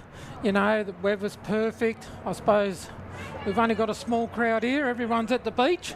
Well, they are. Lapping it up while we can. We don't get many nice Oh, now, days. come on. Yeah, well, let's say it like that, because the reality is, Jez, we're a humble state of about 550,000, and I tell you what, let's perpetuate the myth where we're cold and horrible down here, so we keep the population selfishly at around that amount, so we keep it to ourselves. Let's keep the secret in-house. But if you are watching from the Mornington Peninsula, there we are, one of the cruise ships. There's probably at least 10,000 people wandering around. We have 2 big cruise ships in at the moment. It's become a very, very popular port, as we can see down there towards the bay there. Jezza, of course, the second deepest port, natural port in the world, only second to Rio de Janeiro. You look out down there towards Storm Bay. Absolutely magnificent vistas, as we can see here. So we're expecting a very, very good game. In the first game, it was the STJFL in the girls who got their noses in front. I reckon in this game, Jez, it'll be a reasonably even contest. Yeah, just looking out there amongst them, they look pretty evenly. There's a lot of talls, and that's the way it's headed now. These boys are very well trimmed up these days. I Very much don't so. see many of my figure getting around. So Oh, turn it up, Jezza. As if you've just actually inhaled your second Brighton's Best Bakehouse pie. I think that some of your better days are... No, you actually got up the stairs pretty well, Jez. You're looking very, very fit, as the players have just come in, and they'll be very much looking forward today. And there is the team that's representing the STJFL. Yes, as the boys are just broken up and running out now. As we look down, I know there are on the STJFL side some very, very tall lads. You went down as well for the Mornington Peninsula. Yeah, well, I'm interested to see how they go about their work here today. It's fantastic that the Mornington Peninsula send the team over each year, Jezza. They've played a variety of different teams. I think to start with, they went to the northern part of the state, played there for many a time, and now they've, they've come down south and playing in Hobart. Last year they played against North Hobart, and also the academy teams. This year they're playing North Hobart on the Monday, and the STJFL, for those who are watching in the Mornington Peninsula, the STJFL just encompasses the southern part of the state, so it goes basically as far north as Oatlands. We've got representation from the east coast and from the southern parts and the southern Storm. So it basically from the southern part of the state, probably the Hobart City and surrounds area. It's the largest junior football competition in the state. In fact, the largest competition in the state, Jezza, last year, just tipping over the 4,000 competitors. Yes, it's good to see, and boys and girls Boys too. and girls, very much so, You know, yes. the girls make up a good proportion of that, and Very getting much so. bigger, so that's good to see. You know, it's good to see we get enough. You know, it's been pretty early for these. We haven't started our season yet, so we've been able to get a side together and train and get out there on the park. So very much so. As we just look how they're lining up, it looks like Bird will take the first tap for the STJFL up against Beaucamp for the Mornington Peninsula. So the siren sounds in what is perfect conditions here for footy. It's more attuned to beach weather, as you would expect this time of the year. Couple of good possessions there. It comes back towards Barwick as he pushes that ball forward. Talking of Barwick, Jezza, Gary Barwick, a very dear friend of the STJFL, will be interested in his watching. And Gary, I know if you've got power up there in the Gold Coast, he went up to see Elise. We send our regards to you and all of our friends up in Queensland who are watching it as the STJFL now take possession. it's just so fast-moving game. You haven't got time to get you know, you've got to virtually have the ball onto the boot pretty early. You can see there, STJFL come back in, the handball back into the player that was under enormous pressure was Angus Fraser. And it is one behind to the STJFL, but that was a good centre clearance, Jez. Yes, it was. And just looking at the screen now, we can see that everyone's got a man. It's very even. It looks like it's going to be a different game to the girls. It's very fast moving already. There's a lot of movements. You can see the difference, which you can't see on screen. Probably in the other game, Jez, you could suggest that there were players in more set positions, and this one virtually you can see swarms of players only in the half that the ball is in. So at the moment everyone's kind of moved up to in a radius of close to where within a kick of the football. It's the STJFL under a little bit of pressure. Going back there was Scott. He's dispossessed of the ball, can't get the handle on it. The visitors do take possession. Good scrappy kick, but it gets it towards the open spaces, going back down towards Irving. He's pushed over, trying to keep it in, but not before as it's gone through for the minor scores. So early indications, Jezza, it's going to be a very, very even encounter. Yeah. Nice mark by Murray. Murray represents the Channel, one of the more southern clubs in the STJFL. Well played by him. That is your modern footballer, asking for someone to come at him, and he goes in towards the space. Half forwards leading up high, run towards it, comes back out towards Ladder. Ladder, good contest in that one with Jenkins. He has the size, and Jenkins brings it to ground, and it'll be a stoppage right underneath the Peter Sharp Tower. Rucks go at it. Coming out with the ball there was Smith. Not before. A lot more structure in this one, Hoppy. Yeah, I think that's probably a good call. Everyone's starting to spread apart now. You can actually see the game. Yeah, very much. That was Martin. Very slight of body, but in and under for the STJFL. Missed on that one. There was Wass who tries to keep it in. They go forward. Looking for the big man there, Jezza in Irving, but a nice mark taken by the STJFL's Blake Burke. Yeah, Jackson there just he had got the ball, but he just didn't get his eyes up and just laid it on the boot, and that calls the turnover. But here we go now, another turnover to the that was Conjuraman for... Yeah, he's got it again. He's tell you what, he's very, very fast as he goes in. He lifts the eyes, he goes to the space. The forwards pick it up, they go towards the goal, and the Mornington Peninsula are up and about with a very, very nice goal there, Jezza Jones. Yeah, that was young Darcy from the Mornington Peninsula, so he's done well there. There was a contest, he was front and centre, bang, that's where we like him, pick it up and get it through. So it was Hamish Conjuraman who was very, very swift there, Jez. He gave the give and go. He didn't stop. They'll have to watch that run. I love it when players take the game on as he did there. Gets it into that dangerous position. And coming up and picking that one was Darcy Irvine, who slammed it through for a very nice goal for the visitors.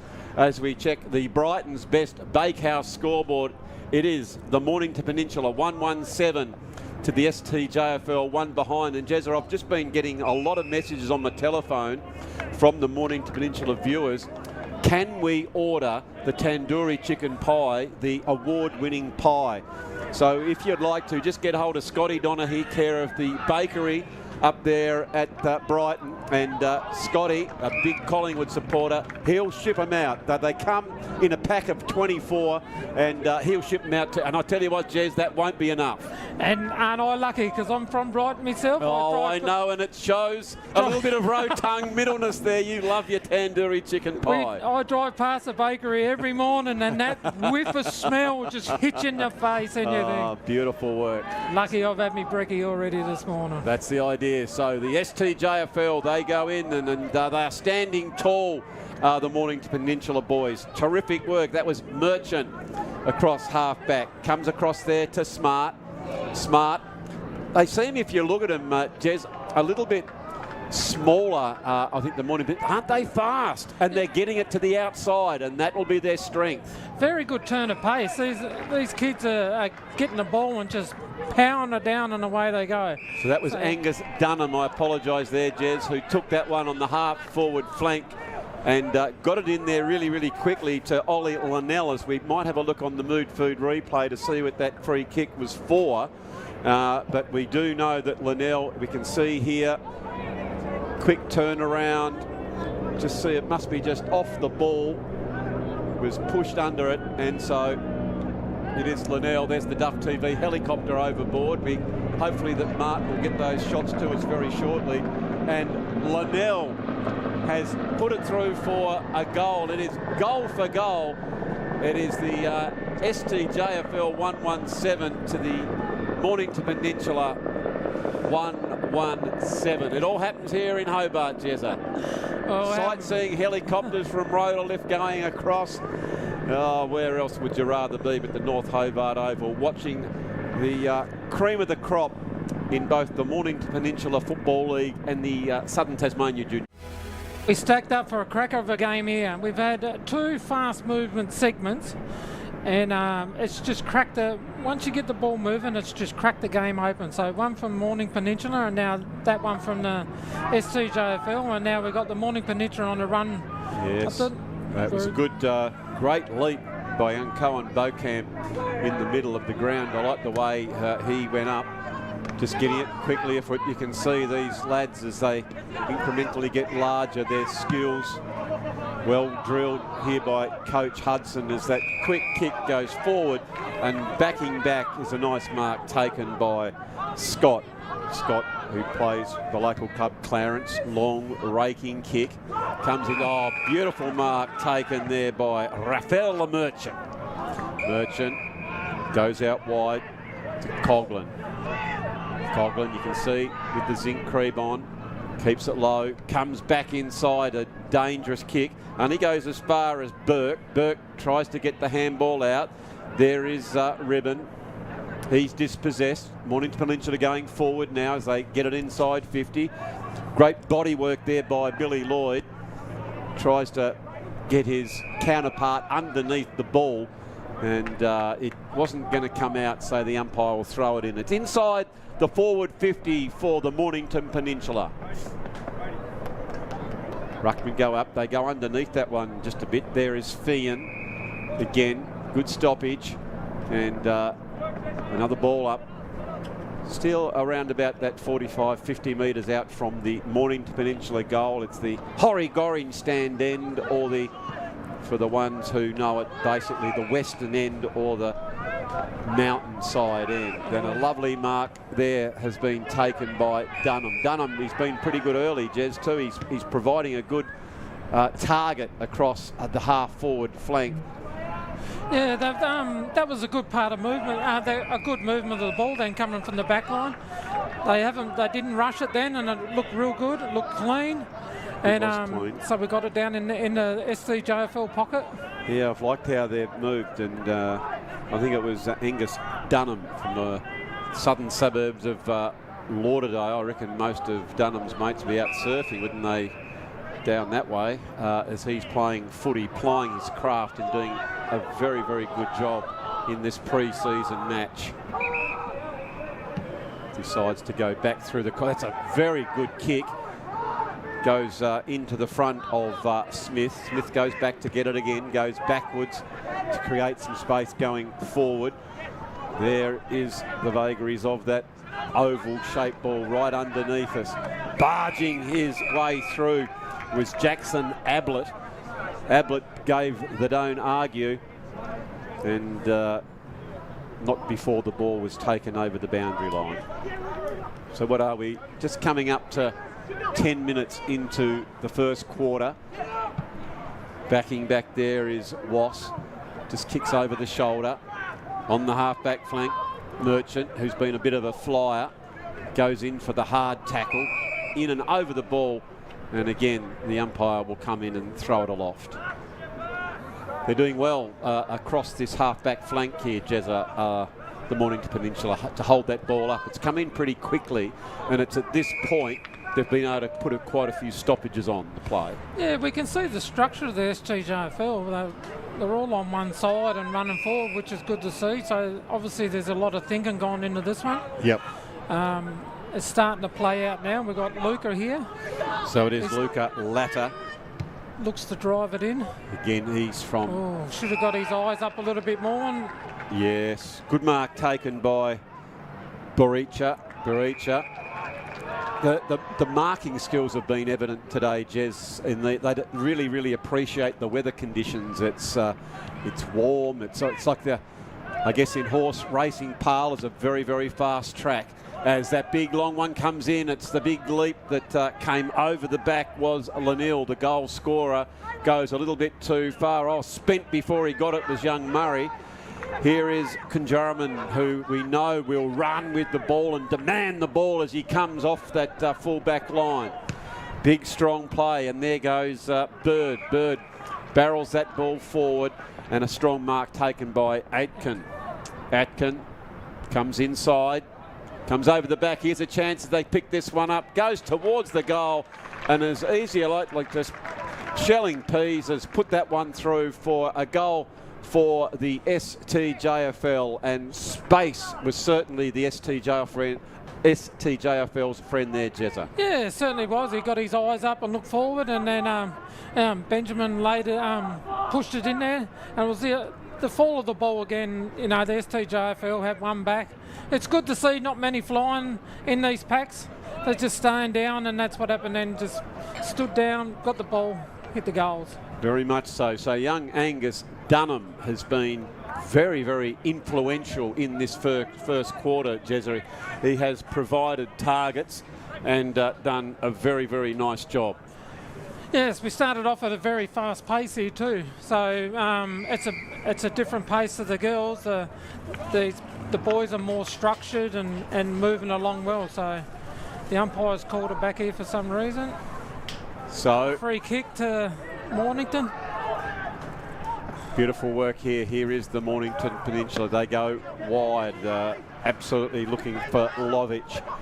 Just went that little bit too high for him. Oh, the tackling's superb at the moment. It certainly is.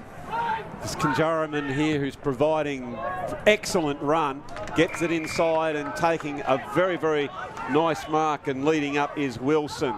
Wilson puts it into the area for the forwards to run into. Nice work by him. That was a clever kick. Coming back now, but strong mark taken by Ribbon, who's been very, very good down back so far for the STJFL. That ball movement so far, Jezza, has been very swift. Yeah, as we can see, it's come out to Bailey, and Bailey's moved it on. So here we can see that it's got plenty of space in here. Oh, here's been the most influential man on it, Dunham. He tries to get it out to one of his counterparts, but it goes wide. Barwick barrels that one forward. Can't do. Oh, that's a strong tackle, and look at the tackle it's provided. It's come down towards Hickey, and they're mounting an assault here. There's plenty of red jumpers coming in close. Head over the ball. Great courage, but again, good defensive work by the Mornington Peninsula, but it's going to come back very quickly. Comes inside. Plenty of pressure being applied. Smith there. Gets it over the back. Looking towards the fleet footers. Hamish Kunjamaran. So this mark is taken, and just trying to settle this one down. Oh, this is a dangerous kick. Oh, they got one out wide if they want to come to it. Looking laterally, they've come right across the ground now, the STJFL. Coming back inside, looking hard and finding Hickey. Hickey getting it across now to right. Goes the very short pass, and the leading Scott can't take the mark. And again, it'll be an umpire coming in and demanding the ball, as it is inside the 50-metre arc for the STJFL. They're doing the attacking now. Great handballing, great movement. It certainly is. Bromfield doing the team thing, centering the ball, but this is where they've been terrific as Harrison Berlin takes that mark. They've been really good down back so far, the Mornington Peninsula, Jezza. Yeah, well, the ball's been down there a lot, so they're counting on their back line again to stand up, and they surely have. But when they move. Everyone's running forward at the same time, so... as we go forward now. Yes, it's an opportunity for the Mornington Peninsula, and it creates some space here. That's a clever kick towards the forward 50. Darcy Irving. Yes, it is Very indeed. good. Darcy Irving, whom we know can kick a goal from that first one, Jez. He's kicked his second. He's kicked his team's second. And space. That's the key, Jez, isn't it? Space. That's it. There was all that around at the 50-metre mark then at that contest, and then once he got the ball, he just looked up and there was no one back there, so he can just bound and let it roll through. He's done a real good job there. As we see here on the Mood Food replay, showing really, really good, clean hands from 50-metre mark. What I loved about that, Jez, he kept his hands low on the ball, not an extravagant kicking style, which enabled to keep the ball hard and low toward the goal.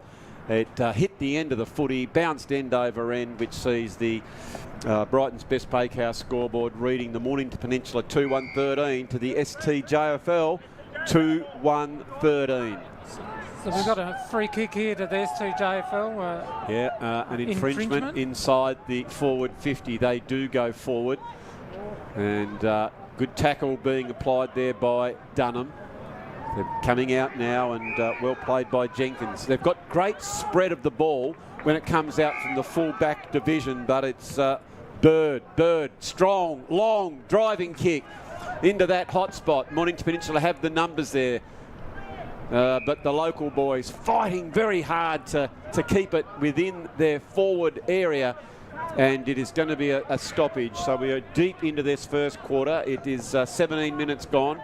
Yeah, there's a lot 20 of minutes quarters. There's a lot of STJFL players out here on the half-forward flank. So obviously they're almost forming a line, Jez. Yeah, that's exactly right. So they're just trying to keep it in there. So this is the kick. This one here, as you just said, and playing in front. Well done there from Vadiki. Goes the short kick. Lovely work by there. Good by hand and good by foot. Just not wasting the kick here. Can see that there is a lot of pressure. They don't want the ball to rebound really quickly, so they've got the numbers here on the wing. Comes over the back, and there's plenty of space if the Mornington Peninsula boys can get a clean possession. They do so. Strong tackle by Asher Scott, and I've already got him down for 4 tackles in this quarter. He is a tackling machine, and there'll be a ball up with a throw it with 18 minutes gone in this first quarter of the game. Ball now in dispute. Aitken running close towards the ball, and again it has found the boundary line. Nice throw in, quite deep. Excellent work in the ruck there by Bird for the STJFL. Martin was dispossessed. This is every time they go forward, the Mornington Peninsula look very, very dangerous, Jezza, because I love it how it's open, and that's the one thing as a STJFL coach would concern me. The openness of that forward line. There's just no one back there. They're hanging at the 50-metre line and relying on their foot pace to get them back there if they need to. So we just the STJFL need to take the coaching panel need to take a good look at that. But they're setting up well everywhere else around the ground. So yep. It's just when we get it into our forward line, we just look like we're a couple of players short, but they're actually hanging out. They're actually structured plays, so that's good. Okay, a free kick there off the ball, and it's going to be the Mornington Peninsula to take the kick. Well, that's courageous to say the least, to go back in the centre of the ground with only a minute gone, coming back in with interest. As the Mornington Peninsula put themselves under the pump a little bit, but brilliant work there by the running Berlin. Dispossessed. Well, wouldn't they love a goal with only seconds left? The STJFL, they really need a mark here. Comes in. There's plenty of defenders to spoil the ball. They do it very, very well to the Mornington Peninsula, but that one's gone out very, very wide. They need to get it moving very quickly. Need to get the Dukes onto this one, and they have. So they're going to get a shot on goal, Jezza, with just before the siren has gone. And here is an opportunity for the STJFL to get a score, which, to be quite blunt, they should not have got. No, that's correct, but there was a lot of shouting from the boundary line to get it moved in there, and he did. Yep. And I think it's young Fletcher Murray. Yep. So took a beautiful mark in the end. So Here comes Murray. Just getting some guidance from the umpire. What do you reckon, Jez? About 40, so a kick from 45 by the time he kicks it. Yeah, let's not So give him- 50 now, so 5 metres. It was right on his limit. You could sense that, couldn't you? That's the reason why he leant back and didn't quite make the grade. It's gone out of bounds. So it is quarter time here at North Hobart Oval, which sees the STJFL and the MPJFL locked up at 2-1 apiece. For the STJFL, it is Angus Dunham and Ollie Linnell with goals, and for the Mornington Peninsula, Darcy Irving with a couple. Great structured game so far, Jez. Yeah, it's very different to the girls. It was more cluttered with the girls, but now the boys are just open up. So obviously these guys have worked a lot on set plays and all that. So it's a lot different. The Mornington Peninsula, their backline stood up real good. I reckon it's been in there probably 15, 20 times, and they've repelled it every time. So they'll be very happy with themselves. It's a very close game, and the intensity is high. So. Well, we're in for a cracker. We certainly are, mate. Well, we're going to take our quarter-time break here from the North Hobart Oval. We hope that you're enjoying everything. Again, STJFL, MPJFL locked up at 2-1-13 apiece. We'll be back with the second quarter shortly. Just he had got the ball, but he just didn't get his eyes up and just laid it on the boot, and that caused a turnover. But here we go now, another turnover to the. That was Conjuraman for... Yeah, he's got it again. He's, tell you what, he's very, very fast as he goes in. He lifts the eyes. He goes to the space.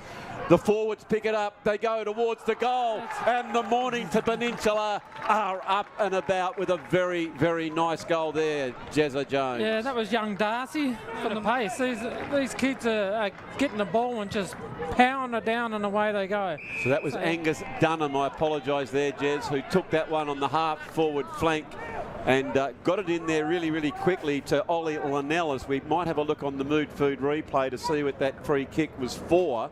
But we do know that Linnell, we can see here, quick turnaround, just see it must be just off the ball, was pushed under it, and so it is Linnell. There's the Duff TV helicopter overboard. Hopefully that Martin will get those shots to us very shortly.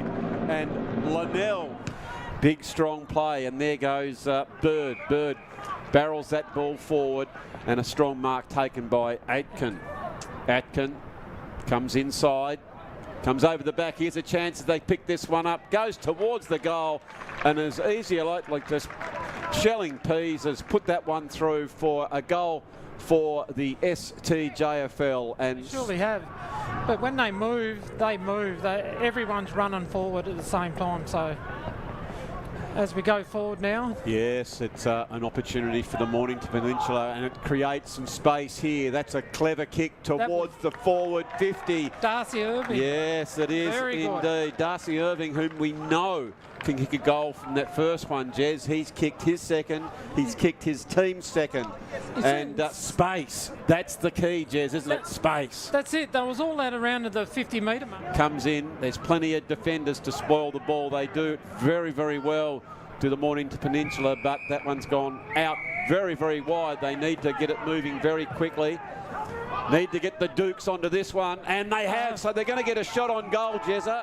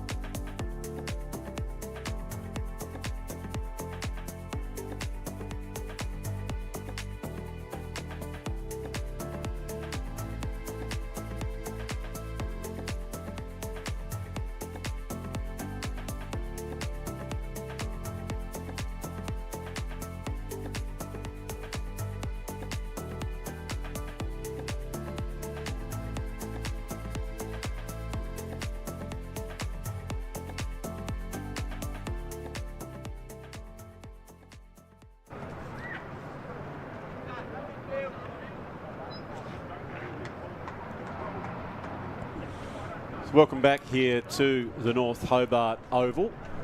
Very, very entertaining quarter of football. Just had a couple of jumper changes just to inform you. It was really interesting, Jez. I looked out there and I thought number 9, who I was calling Scott, looked very much like Harvey Alomes. I went down there and I looked at him, and it is hard. They swapped the Guernseys, but I went with what we had, so we apologise for that. So Asher Scott's playing in number 5, and Harvey Alomes is playing in number 9, and Benny Atkin is having a spell. And here is Harvey Alomes. I sort of looked down there before. I thought I recognised the runner-up in the STJFL Best of Beakley Awards and winner. Very famous family up there at Buckland, Jez. Wonderful providers of good quality young people. And of course, Harvey's dear mum has just been inducted as a life member of the STJFL for all the great work she does up on the east coast of Tasmania.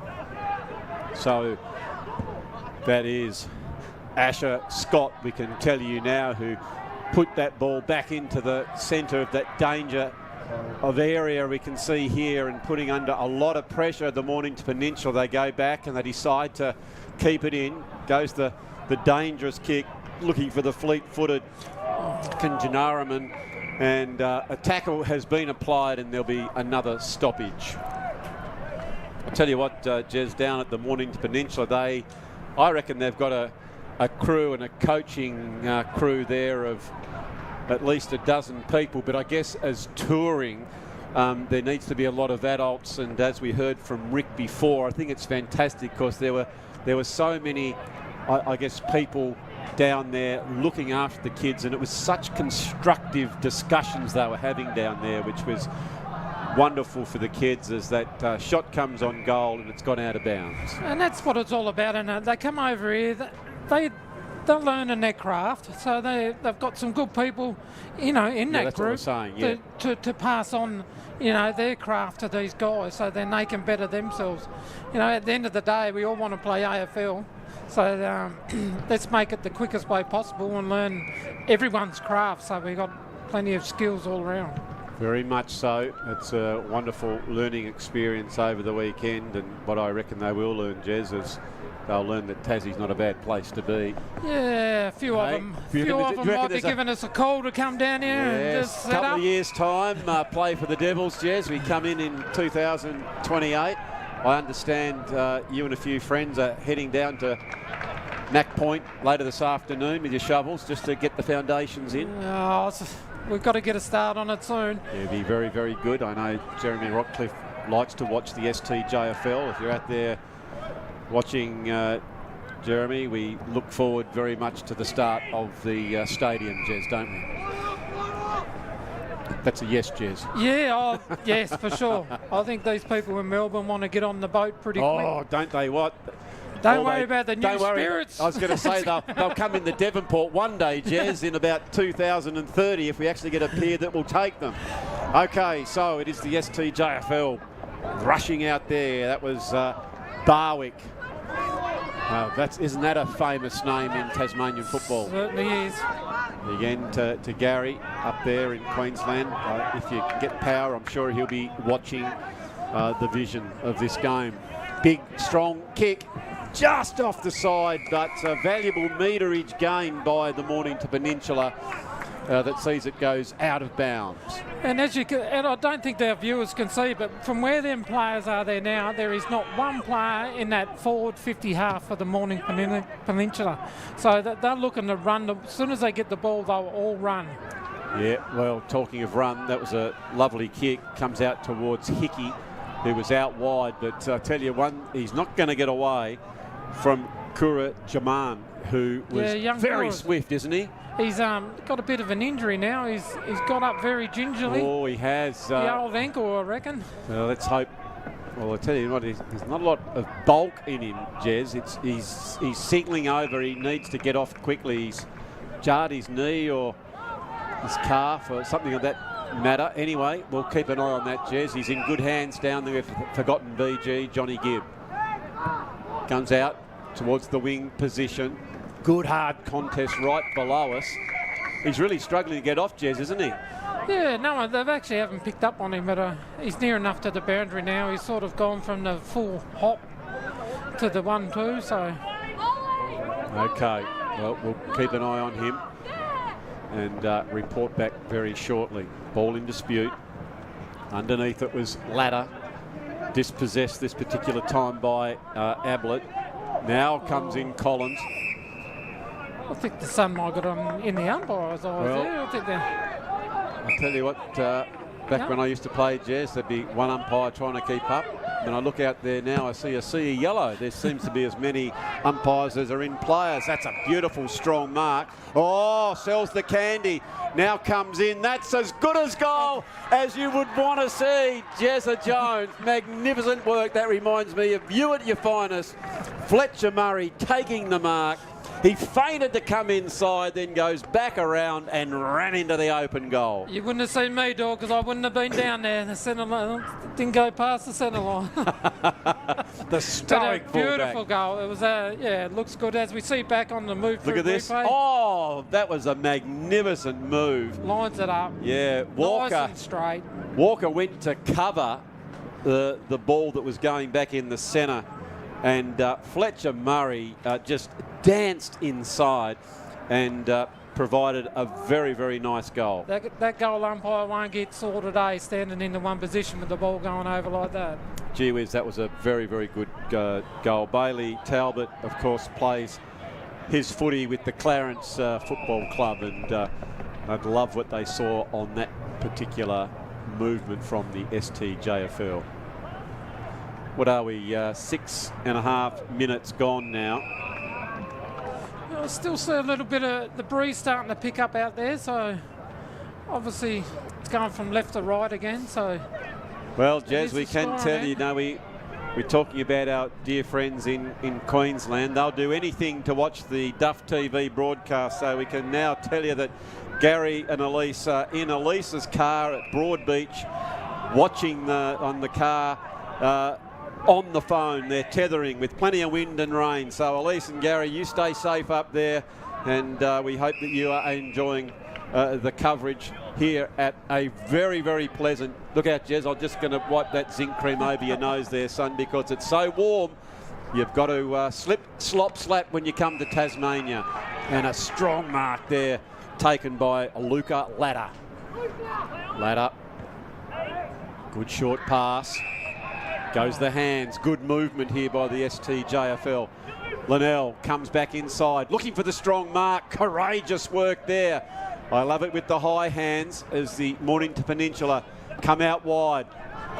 Mark taken by Bird. He plays on. Strong, long kick. Goes deep into the forward line. And just playing it safe was Jackie Christie, who just belted the living suitcase out of it, put it across for one behind. Yeah, that's just the pressure that the STJFL put on then, made them. Obviously, Morning Peninsula had the numbers, but just the pressure they put on just forced them to force it over the line. So they reset. Okay, so it is Collins. Long kick, trying to get it outside their 50. Well played here by the STJFL. Nice movement. Very swift play. You can see the urgency around the football. But brilliant work down back there by Mornington Peninsula to just force their player underneath the ball. And a kick was looking for Bucamp. Couldn't quite bring it in. But it was lovely, lovely play by Raphael Merchant down in the deep last line of defence there, Jez. Yeah, and that was also a good play there by Blake Burke too. Yep. He was the one that got it in there. Nice big drive and kick. She does come in. Underneath it was Alomes. Good cut of a lad. Strong fella. He was up nice and early this morning, doing some work out with the cattle, rounding the sheep up, Jez. And now he's off playing the footy. Good country stock. Big, strong fella. And he runs in straight lines. Goes up again, trying to knock that one out. Picked up beautifully by Smart.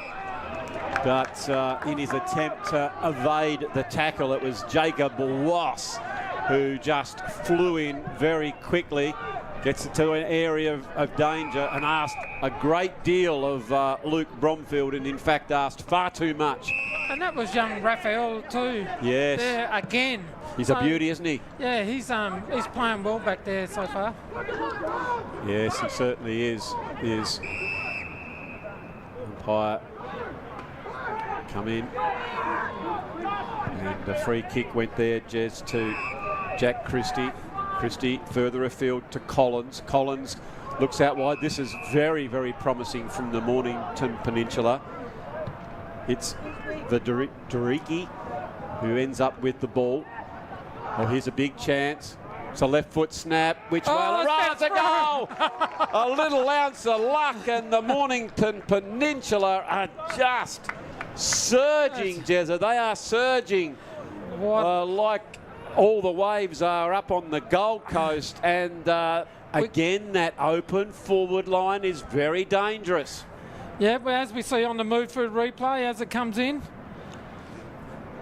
Bit of a miss hit there, but they just keep pushing. Look at that. It up.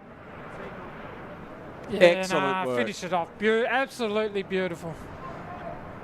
Tell you what, terrific work there by Mornington Peninsula. Was that Darcy Irving again, Jez? I'm pretty sure it was.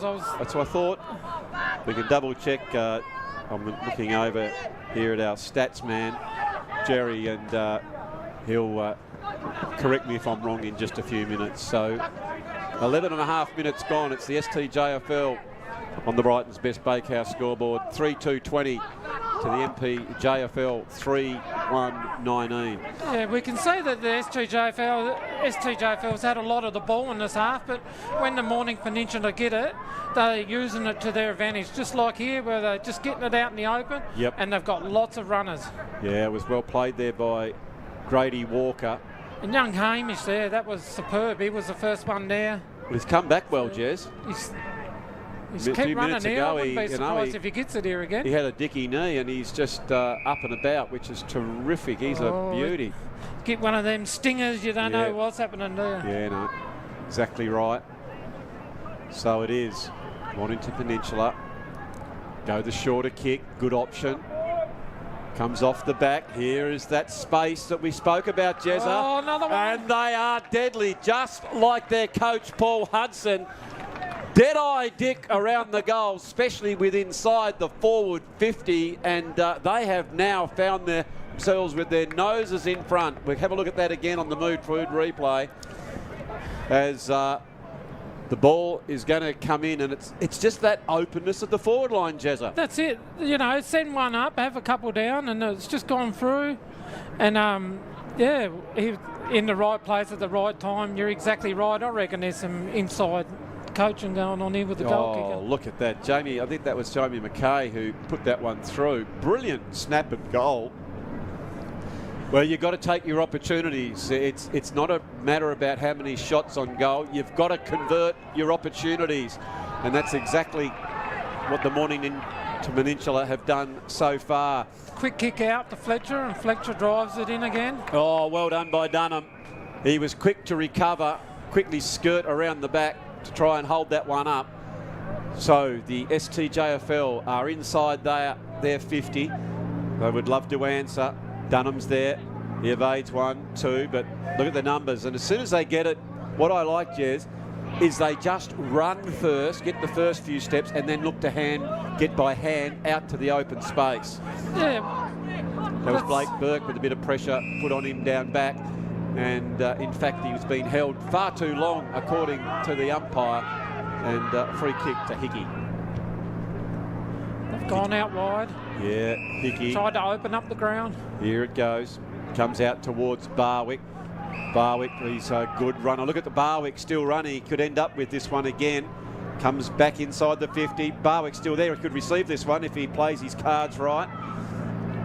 Nice work.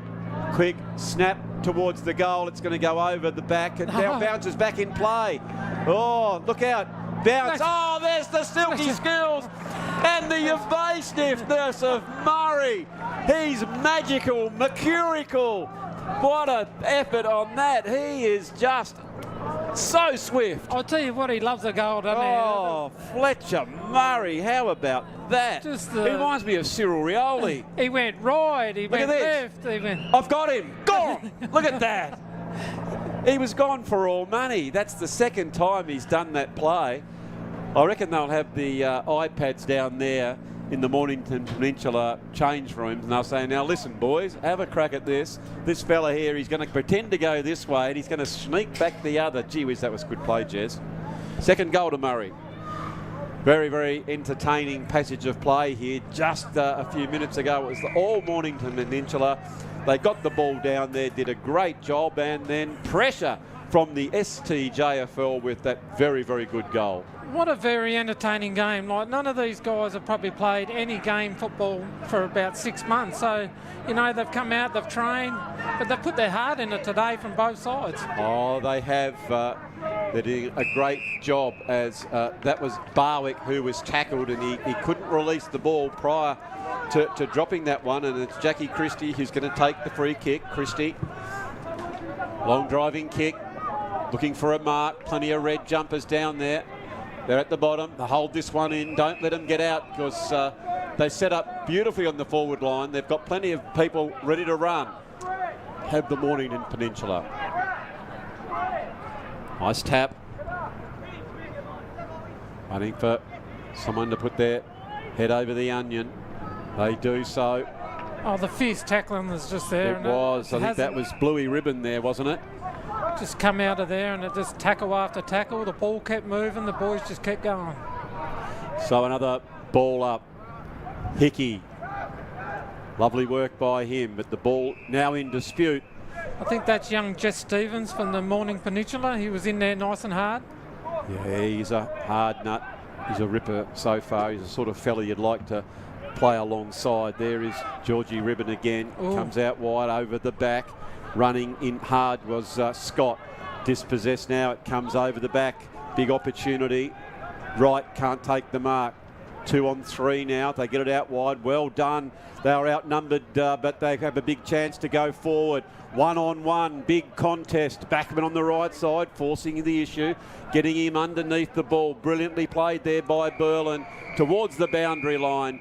And he's seen that one out, but a good forward thrust there, Jezza. Yes, no, lucky for young Harrison that he was there. He kept his cool and just pushed it to the boundary line. So well done. So what have we got? Couple of minutes, 2.5 minutes left in this quarter. In the first one, it was the STJFL with only seconds to go. Mark that ball. You've got to be careful as soon as it comes to ground when Fletcher Murray is about. He does very, very nicely. They've got plenty around the footy now. Keep their eye on it. Holding it in now. Very much in dispute. And again, ball up. Down deep into the attacking area for the STJFL. There's plenty of numbers around it. Well done. Nice work there by Matthews. That ball is cleared. There's plenty of time for the Mornington Peninsula. They can take possession. As there Alomes. He's beaten to the ball. Big, strong tackle. We know when it comes out the back, it is very clean at the back. There is Irving. He is an elite player, that young man, as it goes towards the boundary line, and over she goes. 18.5 minutes gone in the second quarter. As the Mood Food replay says, STJFL 4-2-26 to the MPJFL 4-1-25. 1 point the difference in a rip-roaring game here in North Hobart Oval. Just goes to show you there, Hoppy, that Darcy Irving just doesn't play forward. He's come up there on the wing, got the ball, but now he's ran right all the way back. Well, here's a big opportunity as Smart goes the big, long kick, and he just hooked that one in going for the distance, looking up at the clock and understanding that time was against him, and had the big, long shot. Alomes come in, the big fella. Just to give you some perspective, what do you reckon, Jez? He'd be at least 185 centimetres, wouldn't he? He's a big cut of a lad. I'll go 189. I reckon he's near touching the 190 mark. 189, 190, fair enough, Jez. Well done. Oh, that's a strong pact has drawn on there. What do you stand at, Jez? 193. So well, I'll get you down there, and I reckon you got him on the scales, but he might have you on the height. I reckon he had me on the pace too, because these legs. He doesn't have as many tandoori chicken German spies, I would have thought. Anyway, ball back in dispute. And g'day to Scotty Donaghy. I know he wanted to be here with special comments, but he sent us a note to say he was too busy through great demand of his products out there. He's baking at the moment, Jez. So g'day to Scotty and the crew out there at Brighton as the siren has gone for half-time. And indeed, it is.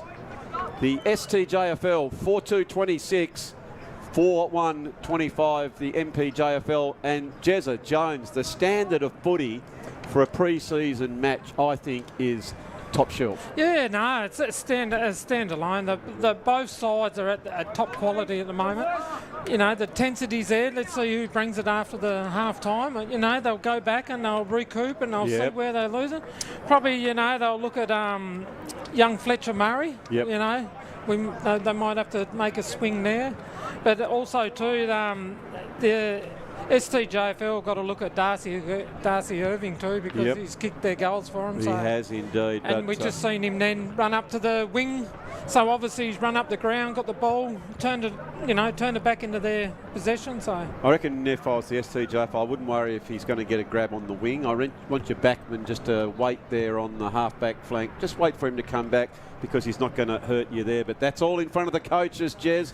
I know you're just got the headset on. He's already gone and down to the canteen, Jezza. What about a big shout-out to the MPJFL and Innovative Controls? We thank them so much for all their support of the Mornington Peninsula football and making this tour possible. New Balance, Bowen's the building choice, Speak Share, Bell Property, Night Sport, and your favourite, Jez, Hip Pocket for your safety boots and workwear at the Mornington Peninsula. And our very, very dear friends at the STJFL IGA, where the locals go, over 80 stores. I go to my local one down there at Lauderdale and get treated like royalty. Bennett's Petroleum, I always stop at the one at Rugby, Jez. Gee whiz, it's fantastic. You know, what I like about Bennett's Petroleum, sometimes you go in there and you get someone coming out and they clean your windscreen, they ask you if they can check the oil. You want the service. Mood Food, I tell you what about when you go north? Stop there, have a kick of the footy, shoot a basketball, Troy and the troops. And of course our very dear friends at Brighton's Best Bakehouse, Scoreboard, and AFL Tasmania. Well, it is half-time.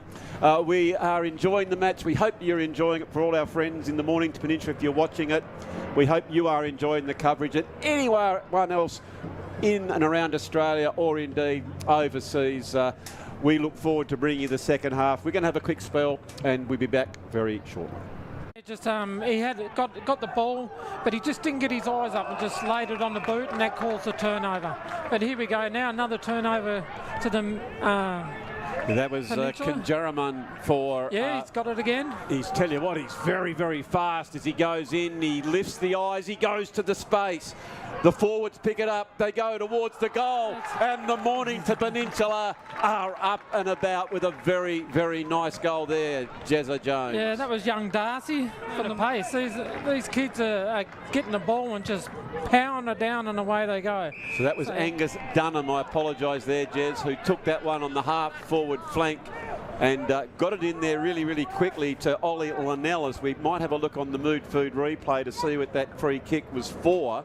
But we do know that Linnell, we can see here, quick turnaround, just see it must be just off the ball, was pushed under it, and so it is Linnell. There's the Duff TV helicopter overboard. Hopefully that Martin will get those shots to us very shortly. And Linnell, big strong play, and there goes Bird. Bird barrels that ball forward, and a strong mark taken by Aitken. Aitken comes inside, comes over the back. Here's a chance as they pick this one up, goes towards the goal, and as easy like just shelling peas has put that one through for a goal for the STJFL. And they surely have, but when they move. Everyone's running forward at the same time. So as we go forward now. Yes, it's an opportunity for the Mornington Peninsula, and it creates some space here. That's a clever kick towards the forward 50. Darcy Irving. Yes, it is indeed. Darcy Irving, whom we know can kick a goal from that first one, Jez. He's kicked his second. He's kicked his team's second.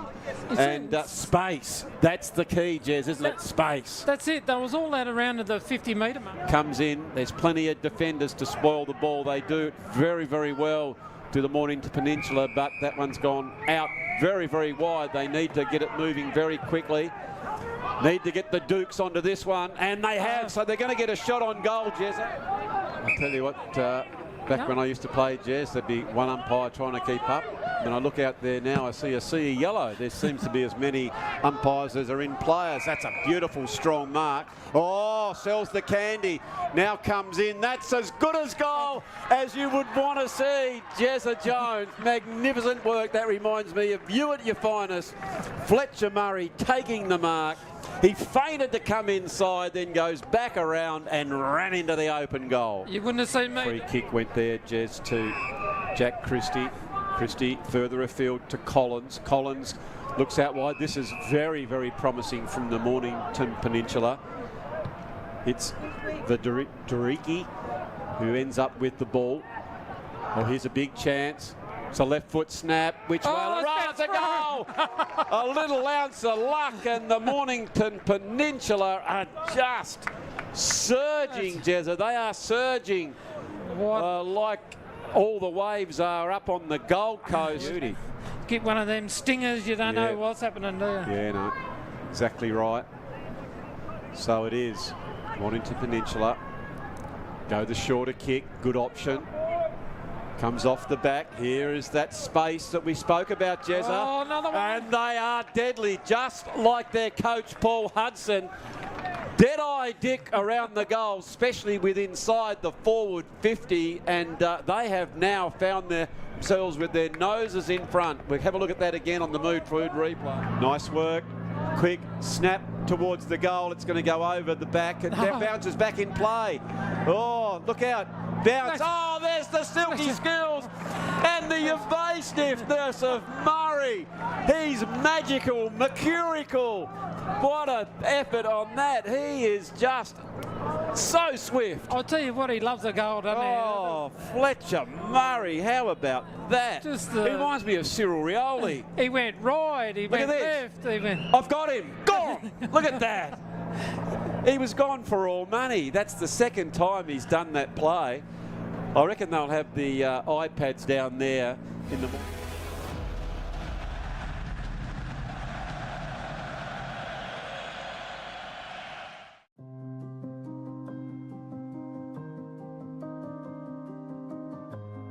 Trading for over 15 years, we are a wholly owned Australian company, valuing safe delivery, the integrity of our people, and the quality of our work. Dynamic and effective, our end-to-end security solution will keep you and your facility protected with 24-hour support, 7 days a week across all postcodes. We are out-of-the-box thinkers, providing the latest cutting-edge technology, design and equipment, offering electronic security, perimeter protection, vehicle mitigation, and manufacturing. We integrate and innovate our service and products, designing, engineering, and servicing all of our offerings. Our core industries include corrections, infrastructure, defense, policing, controlled substance, and commercial. Providing regular reviews and validations, we deliver inbuilt governance systems to ensure compliance. We are the benchmark for quality, design, and technology. We are Innovative Controls.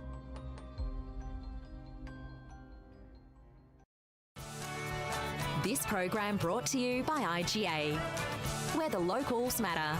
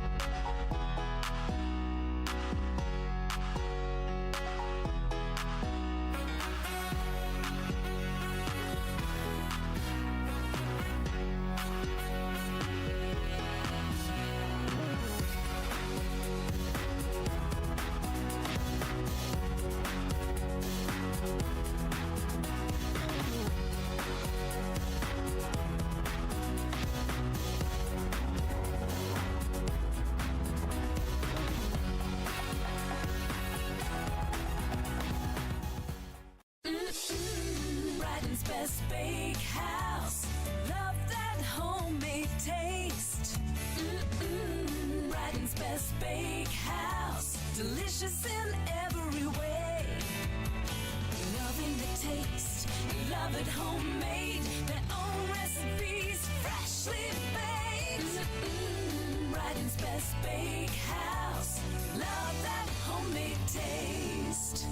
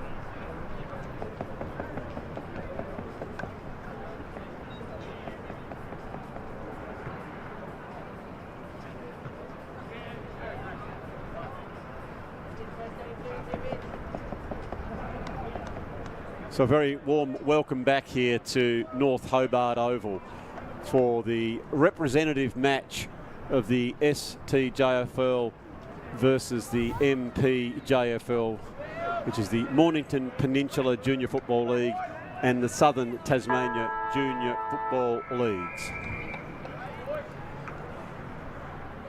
Umpire in readiness. Throws it up. Good knockout again. Great leap by the Mornington Peninsula ruckman, but Billy Lloyd, cross half-back, takes a nice mark. All very bright start, leading out by McKay. He is looking for someone to go to. Goes down the line, out very wide, barging their way forward. Nicely done by Fian. Quickly, but a set upon there by Hickey, which finds itself a stoppage. I think the umpire might need a drink there, Jez, just struggling in the heat. It is very warm out there. You and I went out and had a good look at it. It's a very, very hot day today. It is well played there by Duggan. Quickly tries to screw the ball around, and Collins with a very nice mark. Sebastian Collins kicks into the space, but not before the STJFL's Jones can just chip in and take a nice mark, getting it out to the bit of width there. It was Scott back in the middle. Very fleet of foot and good movement by the home team. Getting it up, Linnell. Good tap out. Always looking to give it off to someone in a better position. Here's a chance if they can just get that ball over the top. They can't do. Numbers there for the visitors. Held.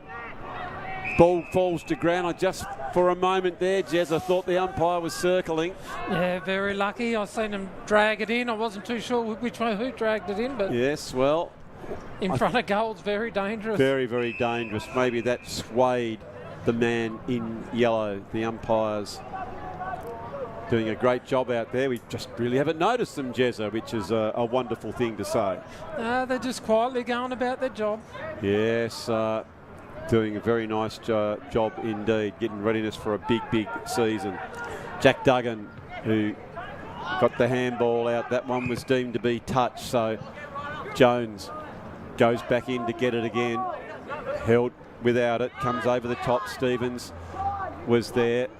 Further afield for Dredri Yakey inside the 50, and a big, strong mark to Bird. Now, Bird has been playing either on ball or when he's not there, Jez, he's just drifting down to that half-back flank, and I tell you what, he is providing to be a man mountain to get the ball past. Yeah, it looks like they've swung him through changes at the half-time break just to try and keep young Darcy Irving down. Yep. So, I noticed still, though, they're still playing up the ground. There's still a hell of a lot of space. Once they get it, they're just running. They're just breaking it everywhere. So, yeah, as soon as they get the ball, both teams, they spread very quickly, Jez, don't they? It's sometimes a bit hard to see. That's the interesting thing with watching Australian rules football on television. You can only see what is in and around the ball, not what happens away from the ball. Oh, look at that. I thought Harvey Alones thought Christmas had come early there as he just pushed his opposition number under the ball, but he deemed to be putting the hands in it. So the free kick. Oh, I'll tell you what, this bloke is a very, very good player. Trinda Jaraman is just so fleet of foot. He's very slight, but very hard to catch. Ball come back to Ablett. Coming down towards the scoring end. That's if you're a Mornington Peninsula. Here we go, Darcy Irving. This boy here, he's got the nostrils flared, and he just went that one extra bounce, Jez. Just that one. Yes, that's right. And young Blake Burke was on his toes and took him down. So he put the pressure on hard. He did. As soon as Irving got the ball, here he goes, went for that extra bounce. But you know what? That's a team thing, Jez. Someone should have been there telling him he was a bit hot to maybe get rid of the onion before he did so. As Kai Martin picks up that one, and it is. Well, I can't. It's holding the ball when a few minutes ago we saw something different. But again, those men in yellow and ladies in yellow for that matter, Jez, are doing a wonderful job today.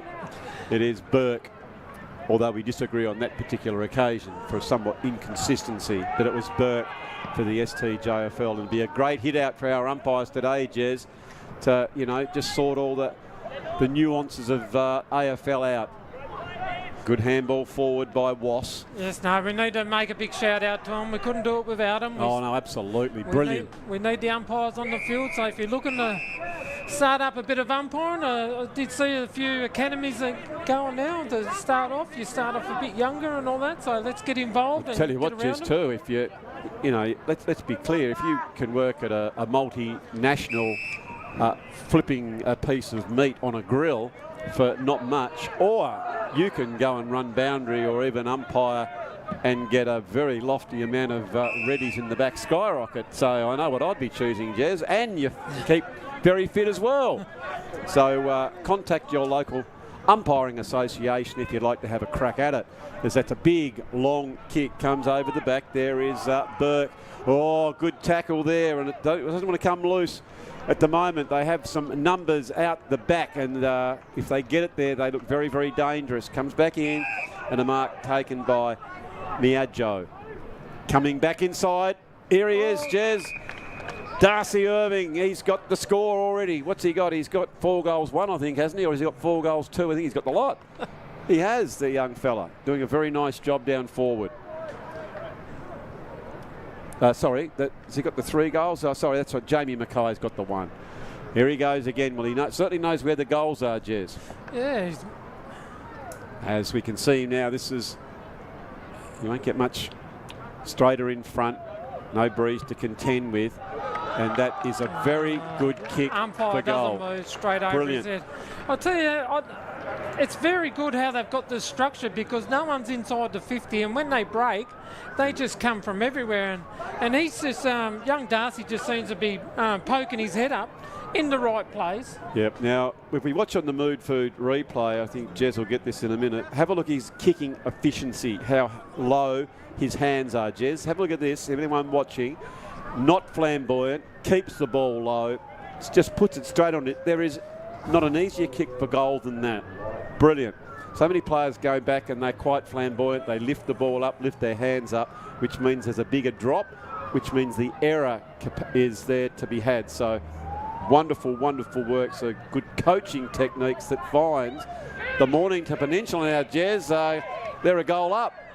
Oh, they've come out strong, but it's pretty even. I wouldn't be counting that scoreboard to stay like that for long. Especially with quality players like Barwick. Well done by Campbell Barwick, who drives that ball forward. Here's a chance, a quick kick back towards the goal. It's gone about 5 metres, son, so he's been told to play it on, goes towards the boundary line, and indeed it is out of bounds. It's bounced there first. Fletcher Murray thought he might get the free kick on purpose, but it was certainly off the side of the boot there. So what have we got? 8 minutes gone in this third quarter, the championship quarter, the defining quarter of footy. Good, strong tackle there by Ladder. And again, umpire calls for the ball up. Tap out. Well done by Beaucamp. Here very clearly, not 15. Bird comes in to try and get that ball. There is Jones. Oh, very lucky there. So that certainly isn't 15 as well. Great urgency around the footy there. The give, the go, the hands. What I've liked about, especially on that Mornington Peninsula backline, Jez, absolutely as soon as they get the ball, they just give it off and then just keep running. It's pretty easy sport when you think of it, Jez. You just give the ball off and then just keep running like a hare. The only challenge is if you are maybe a bit over the odds and can't keep up. As a big smile comes from Jezza Jones, who, again, ladies and gentlemen, is having another tandoori chicken pie. Good mark there, taken by Frederic. Comes back inside. They're punting some space, Jez. Yes. They certainly are. You're very much aware of that, Stevens. They're just holding it long enough and just they're all moving. They certainly are. Kicking back down, all through the hands. Might have taken that one, Bird. Comes back out. They're under a bit of pressure now, and it's showing, Jezza, isn't it? The STJFL seem to have some poise before, but they're almost just getting the ball and just putting it straight down. As gee whiz, he's a ripper, this young fella, isn't he? Young Campbell Barwick. I like the way he goes about his work. He's tough, unassuming young fella. Oh, great Plenty hands of out. a big engine. As the STJFL keep getting that one forward. Well roved by Talbot. They're starting to move the ball nicely here. Here is the kick. Set up. Alome's come out. Well, that was the big chance there, Jez. He did everything right, and he had the ball. Oh, here we go. Just pushing hard towards the ball. Dunham was there. Ably assisted by Linnell again. Tried to go from the spectacular was Harvey Alomes. Handball back out. Need a clean possession. Oh, look at the desperation. Brilliant work there by the defence. And the free kick going here to the Mornington Peninsula. They defend with a bit of width.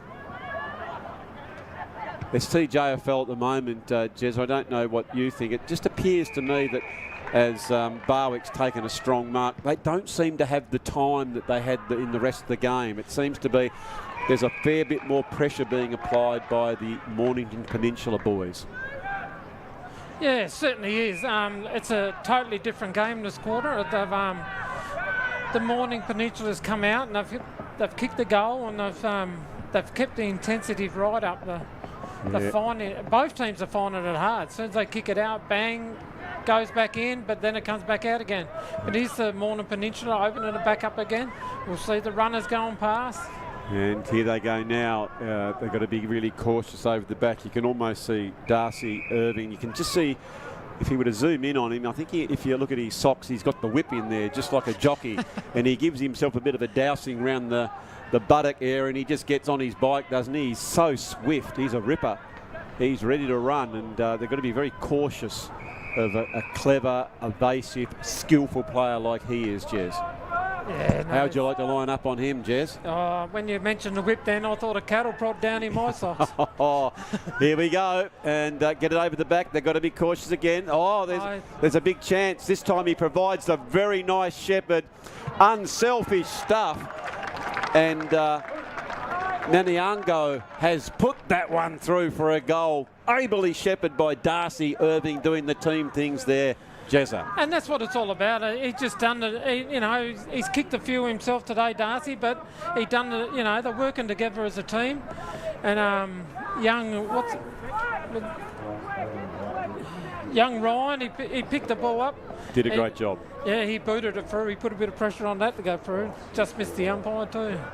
So as we have a look at the Brighton's Best Bakehouse scoreboard, it shows that the visitors, the Mornington Peninsula boys, are 6-2-38 to the home team, the Southern Tasmanian Junior Football League 4-2-26. We've just had a text come in from a Martin from Devonport. Apparently he's a bass player with the Giant Hamsters up there doing a big gig, just tuning in apparently now. Thank you for your message, Martin, and he's enjoying the coverage up there as well, Jezza. Good to see you all over the state. Yep, all over the state. So that's terrific. You never know where the tentacles go from Duff TV. I'll tell you what, Hoppy, I reckon the STJFL got the magnets on the board here. They're going to have to do something very quick to hold this fast finishing Mornington Peninsula out. They've really come out this quarter and really showed. They certainly have, and that was... And you can see that kick that put the pressure on Dunham, who came back in the area of danger. And here they go now. Oh, they're a chance as well, Jez. They go back in towards the goals, and it's another ripper. Gee whiz, that's a great goal by the visitors. Wonderful, wonderful work. And they are certainly enjoying that one. And we'll have another look at that one on the Mood Food replayers. They're just hungry and getting numbers around the ball. They have lifted the intensity. They've absolutely dialed it up here, Jezza. Oh, of course, and you just look down at the coaches box. They're all up and about. All the coaches, you know, all the boys are coming off, having a quick puff, and they're all going back out. I think the STJFL just need to restructure. They've sort of lost that structure they had, and the ball's just moving so easy into the Morning Peninsula's forward line. See you kick that one, Jez. Not sure if it was Matthews. I think Jez is on the job. He's very, very accurate. He'll give us the lowdown in just a few moments. So that was a wonderful goal by the Mornington Peninsula. And the STJFL are now really, really under the pump. So you reckon it was Ryan? It was young Ryan, was it? Yeah. So that's his second goal. Gee whiz, he's been very, very effective, hasn't he? Oh, he's just at the fall of the ball. He certainly is. And here they go again, Jez. They're looking very dangerous.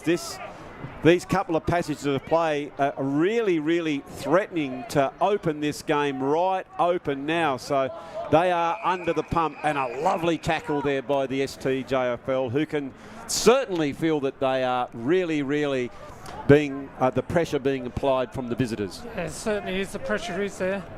I think young Fletcher there, he tried to do the in and out and got wound up, but scores. They're just all sitting back here now. Oh, look out, there's one here on his own.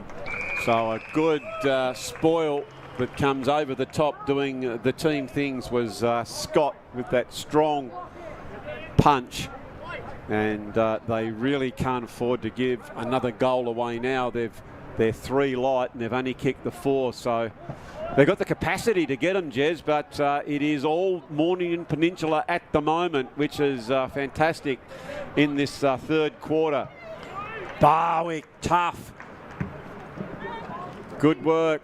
Dunham came out in that first half. Players like your Dunhams were running free there, Jezza, and now have a look at them. They are certainly very much under the pump. And that was young Smith for the Morning Peninsula getting the ball in there, but it's been turned over. A free kick picked out here by the umpires.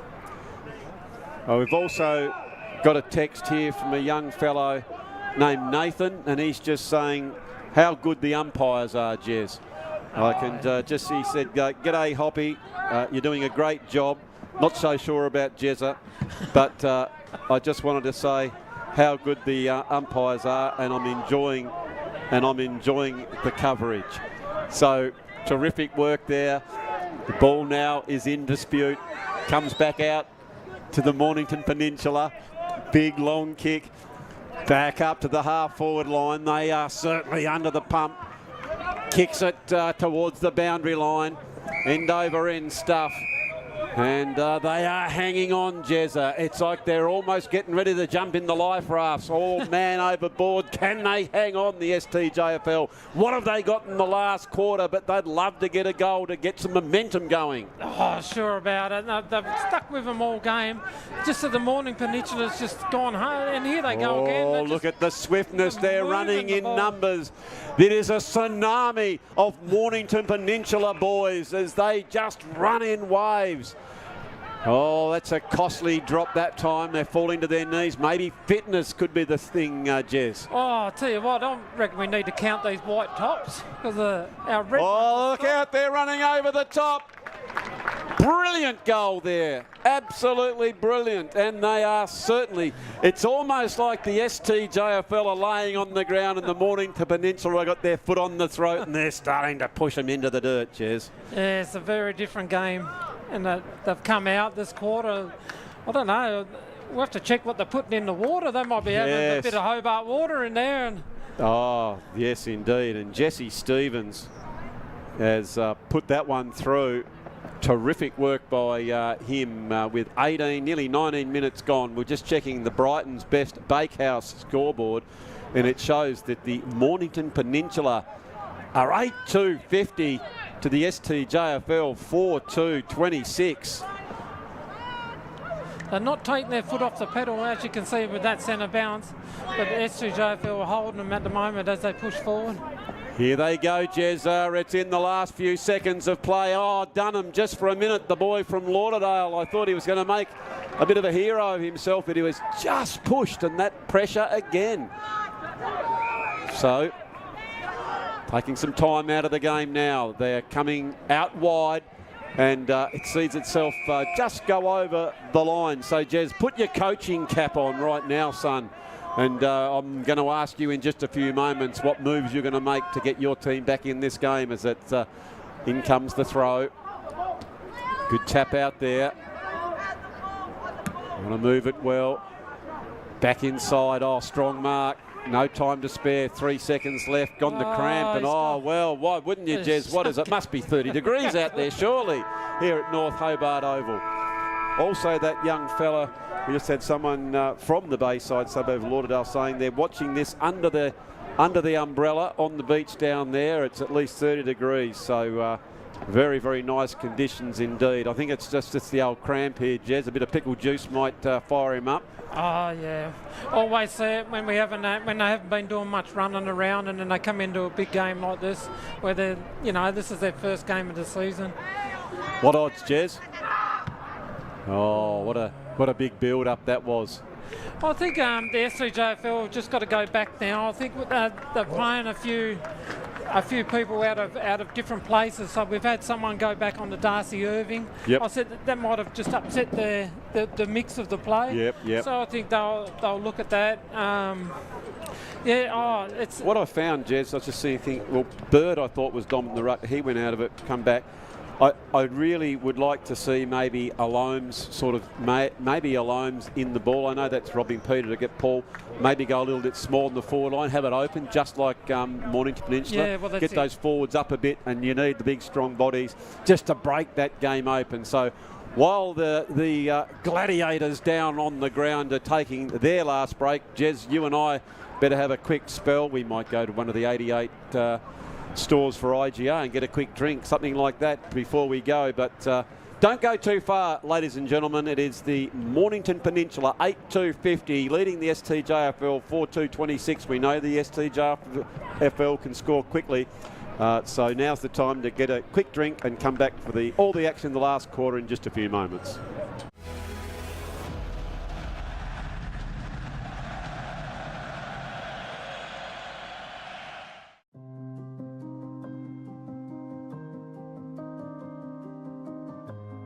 Trading for over 15 years, we are a wholly owned Australian company, valuing safe delivery, the integrity of our people, and the quality of our work. Dynamic and effective, our end-to-end security solution will keep you and your facility protected with 24-hour support, 7 days a week across all postcodes. We are out-of-the-box thinkers, providing the latest cutting-edge technology, design and equipment, offering electronic security, perimeter protection, vehicle mitigation, and manufacturing. We integrate and innovate our service and products, designing, engineering, and servicing all of our offerings. Our core industries include corrections, infrastructure, defense, policing, controlled substance, and commercial. Providing regular reviews and validations, we deliver inbuilt governance systems to ensure compliance. We are the benchmark for quality, design, and technology. We are Innovative Controls.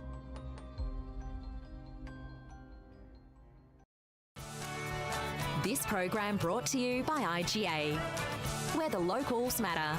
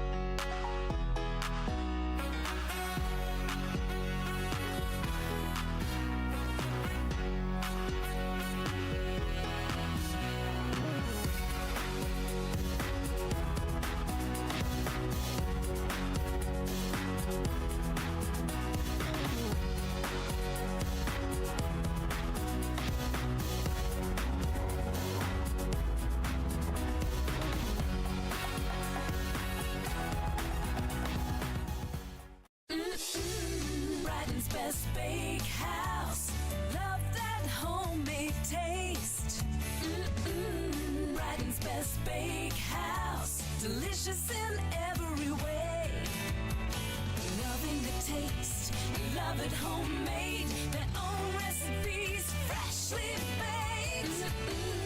Brighton's best bakehouse, love that homemade taste.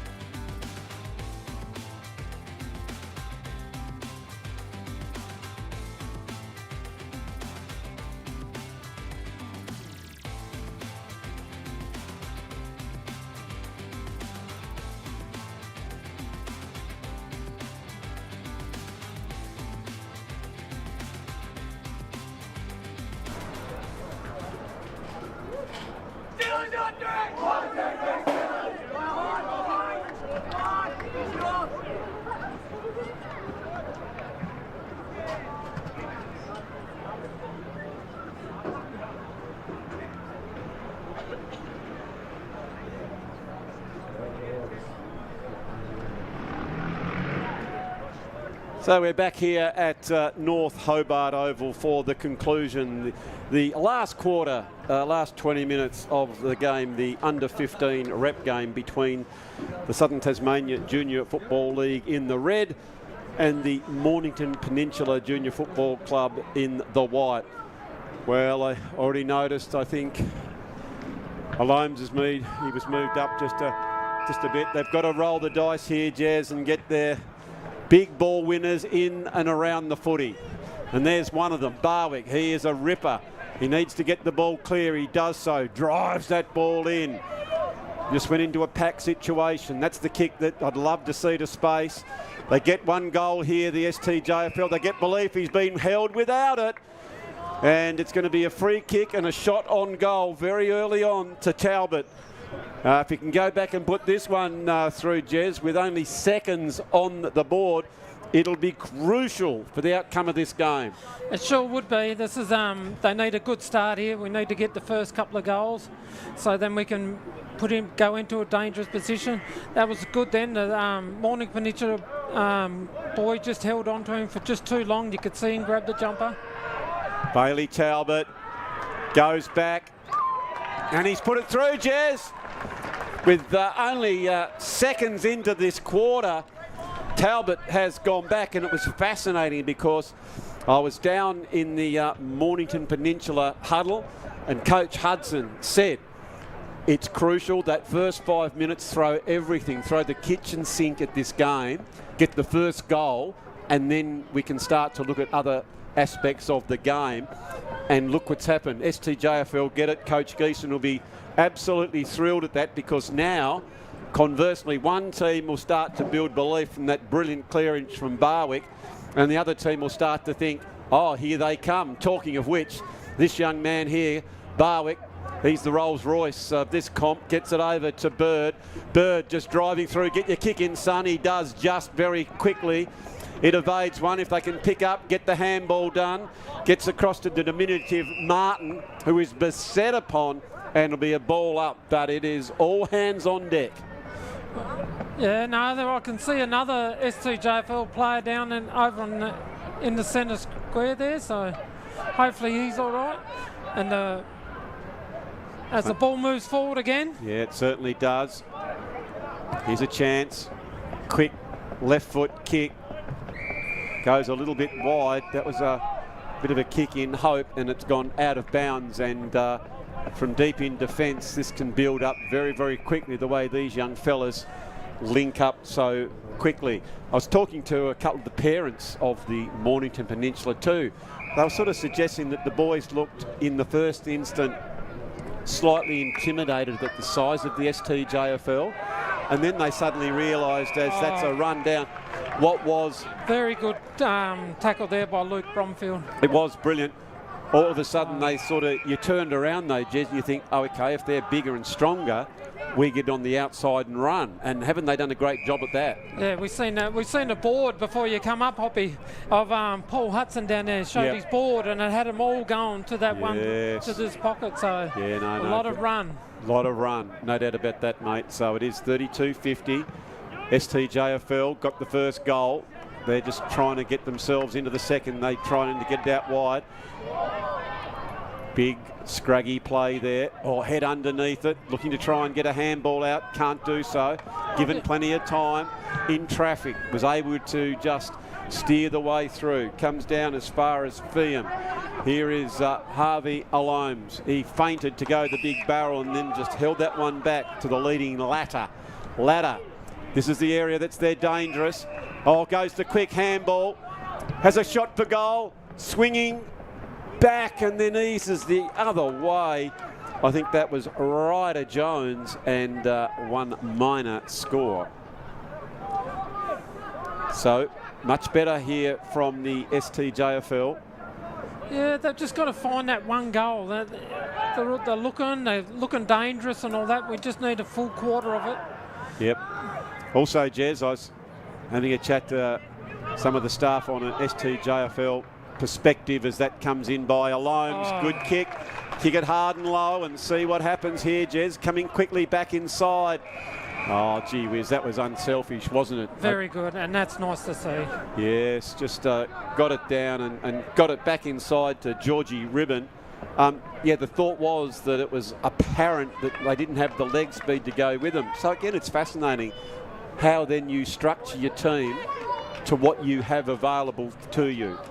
So, Ribbon gets close to the man on the mark, and far too close to the man on the mark, Jez, and I think that's the reason why he sprayed that one. And gee, they've had a couple of chances, Jez. They'll be ruining these misses. That was a very, very gettable goal. Just waiting for... They're setting up nicely in the centre line and just breaking both sides. So. Yeah, great and found kick. him easy. Wilson comes to take that mark. Wilson comes out, but it is Alomes who goes back to take that very strong mark. The STJFL going to need some players to step up here at the moment, and Alomes is doing it on his own. He's just hanging back. Yes, Alomes. Well, we know this fella can kick goals. Fletcher Murray, he's a left footer. He decides to kick it hard and low. Look, here's Barwick. Barwick's got a beauty. Great work there by Campbell Barwick. He's everywhere, Jezza. He's down deep, he's in the middle, he drifts down, he's a handful, is this young man. And he was able to get on the end of that forward thrust is Campbell Barwick, take the mark, and given the STJFL a big lifeline here, Jez. Well, that's what we said. But next goal is going to be crucial as well. There's 10 points, you know, if you look at the Brighton Bakehouse scoreboard, it's 6-4-40 to the Peninsula. 8-2-50. 8-2-50. Now, hang on a minute, Jez. That's my go. I have to go to the Brighton's Best Bakehouse. I don't think you can take over this. As long as Scotty won't mind, as long as we go to the Brighton's Best Bakehouse indeed, which is a preeminent baker in Tasmania. And it comes again. The STJFL are having an absolute red-hot purple patch. Oh, he sold the candy. Now he's got away. He's got himself into a little bit of trouble there. Needed to go maybe that just team thing, Jez. The longer kick, top of the square. Don't try and win it on your own, son. Just that fumble. Comes back inside.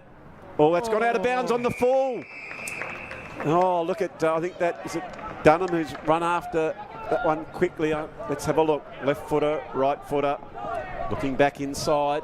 Excuse me. Going to come round on this one. Oh. Actually missed the side of the ball there, Jez. That particular time did Bromfield, and through for the minor score. So we're back into 9-point game with. It's happened so quickly. We've still got 12 minutes of the game left. Yeah, it's going to take. Let's just see what Mornington Peninsula's got here. They've got to steady themselves and start getting on with their game. They're just a bit slow starting this quarter. They have been, but the STJFL, excuse me, they know that Mornington Peninsula have been so elite. They're going to have an opportunity, Jez. So they needed to, I think, take those chances, but we'll see if it comes back to haunt them or not. That was a good mark there in defence by Harper Moore. Yeah, it certainly was. Back in towards Alomes. Just that one there. Just give that first ball. If you've got someone clear, give it to them. Comes back out towards Was. He's been dispossessed. Now it is Murray. Comes back inside, but again, Mornington Peninsula just standing very, very tall through the agency of Baricha. Further afield. Nice work, good by foot, good skills now. Slowing it down is Smith. Going to go and try and run around Burke. What's happened there, Jez? Free kick downfield, I think. So, again, just a bit high. Bit late, was it? Yeah, a bit high after he got rid of the ball. So this is crucial that the STJFL, if they want to stay in it, they have to. Oh dear, that's terrible, terrible. Brilliant work there by Walker. He read that one so well, this young fella. Gee, that was good play by Walker. He knew that, and this is knowing what your teammates are, what their skill sets are. He went back deep there, Jez. He knew he was a lovely long kick. Got at the back, got on the ball, and this will be the dagger through the heart of the STJFL if he can put this one through them. So his game back looks very deliberate on his shot on goal. They played so well. The STJFL have come out firing in the last quarter. Oh, he looks at himself. He says, "What have you done, son?" Grady. As he took a nice mark, but wasn't able to finish off. Good play here. Have the numbers. Big long kick if it goes over the top. STJFL pick it up. Just get the kick into space. They do so. Got to run hard. I know it's getting hot. Fitness can really come to the fore here, Jez. Oh, that's what's going to be here. That's what's going to count. There's a lot of changes happening on both sides down here at the boundary line. There's a lot of quick changes. Well, you can see that how the STJFL, Jez, 7 inside 50s to 1 in this quarter. They've got the couple of goals, but really should have had one more at least. But we can't worry about things that have gone. You can only affect what is to come in the here and the now, and they just have to forget that. What do they say, Jez? Become a goldfish. Just forget it, let it out of your mind, and then push on to the next contest. As it is a boundary throw in, 10.5 minutes gone, last quarter. Absolutely magnificent game of junior football here, Jazza. Yes, for the first game of the season, they're all doing well here. They are. There'll be some tired lads. Yes, there's a lot of cramping going on, so no doubt they'll be looking at for the next game what they need to do extra to get rid of that cramp. Oh, sorry, Jez. You can see there it was coming out hard was Moore. He overruns the ball, and it really does expose the defenders because the Mornington Peninsula have left a lot of space in their forward line. Oh, no one's going to catch this young fella. You watch this, Jez. That's brilliant play by Hamish Kunjaraman. He's elite runner. Don't you just like Absolutely seeing young elite. kids like that, just taking the ball on and away, and the only thing that'll let him down is the shot at goal. Now, that was interesting. I think it was given a point, but they did say play on. So we'll just go back to that one. If it's 8-3, I think the score might be. Because I saw the goal umpire wave the flag, but... oh, no, he marked it just out of the... So if he marked it, why did he wave the flag, Jez? Oh. Doesn't matter. They'll wave two of them now. Great goal. Look at that one, Jez. You know what, I reckon that's all, but that might really slow the STJFL down a little bit now. See, look at this. He's called the point.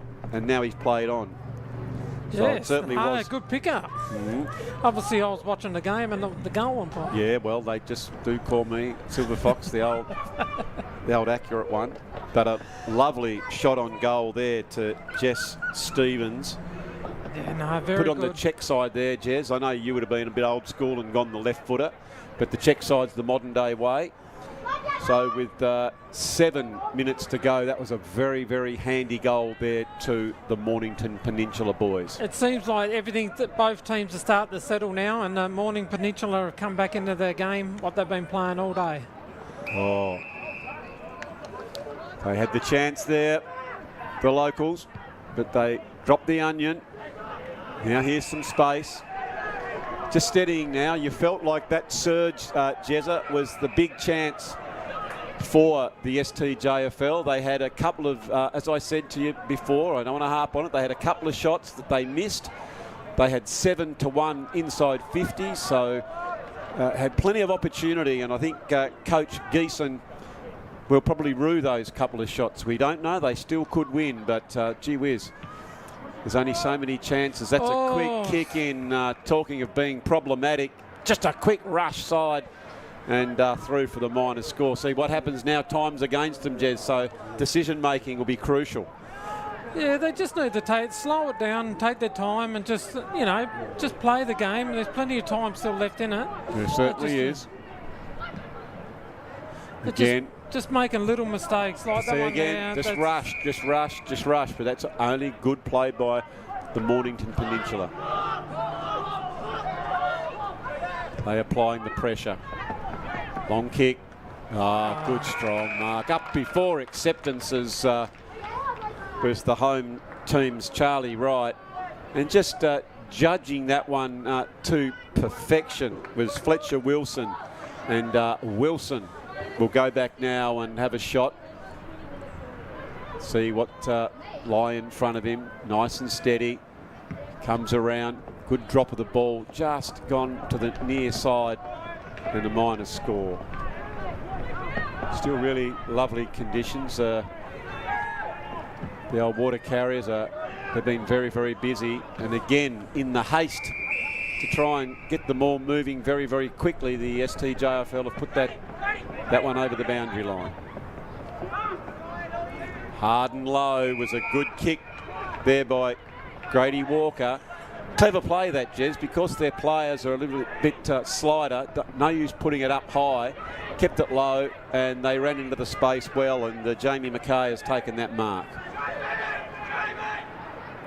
Here he goes. Yeah, no, they've just got players everywhere. They seem to be just setting up, and then when he's just about to kick the ball, there's a lot of movement and a lot of opportunities, and they're bringing each other into it. So yep, probably, very much so. Probably should have just laid back then. I think he was probably at his distance, so he could probably just laid back and put it at the top of the square. Would have been a bit better option then. Yes, well, maybe getting tired now. The STJFL. What have they got left, Jez? Not as each one of these forward thrusts is taking even that little bit more time. So we're counting down to about 4 minutes to go. And I think if you work on the concept of the Lee Matthews theory, it's goals and minutes, and they need 4 goals to win in under that. So they need to get a wriggle on. There is no doubt about that. Mind you, the Morning Peninsula are stepping up. They've picked their game up for that first 5 minutes. Yep. Seemed they took that first 5 minutes to get started, but once they got going, the run just keeps going. Here they go again, held a little bit too long, and this will run down the clock. Well done here by Merchant. He's been a ripper, Jez. Merchant comes back out, and Jamie Mackay now just taking time, running some time off the clock.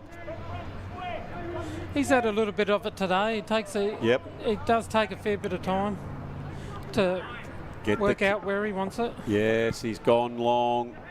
I think they're understanding where they are in the match now, and so they can take. Barwick, he's a beauty. Mark. Gee, he's had a good game, Jez, and he almost on his own shoulders. He just said to the boys, "Come with me, just come on," and he ran and ran. He got that goal, and unfortunately, just with those couple of shots that went awry, the STJFL's grip on the game slipped away, and the Mornington Peninsula were able to just steady. Oh, there is on purpose.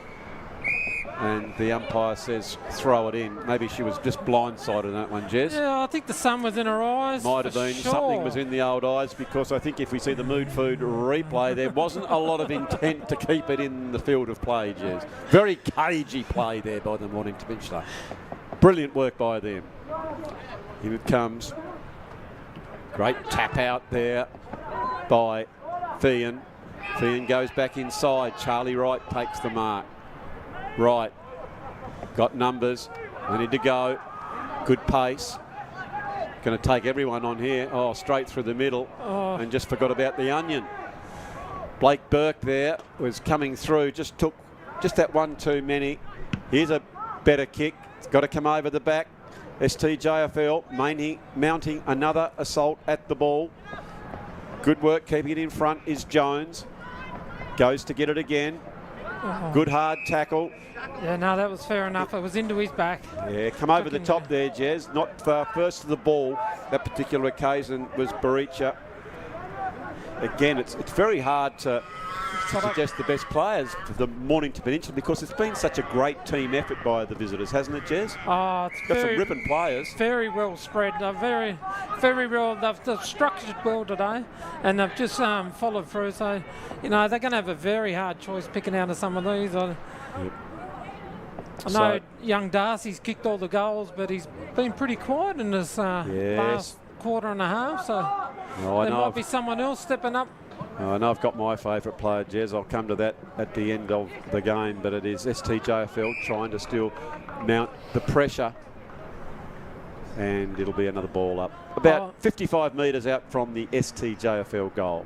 The Mornington boys are well spread, so if you pick a good player out of that one, you're doing well. Oh, well, you leave it to the old accurate one, Jez. Just a few minutes. I'll got my best players. I'm just looking over to Jez is giving me all the data. Jerry, he's the best in the business.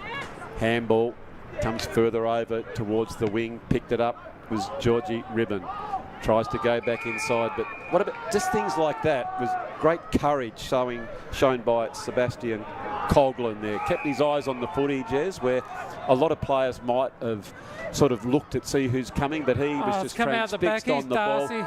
As kicked towards the goals and a minor score, but the siren has gone, and it is a very good game of footy with the Mornington Peninsula 9-7-61 defeating the STJFL 6-5-41. For the Mornington Peninsula, we've got 4 goals to Darcy Irving, 2 goals to Jesse Stevens.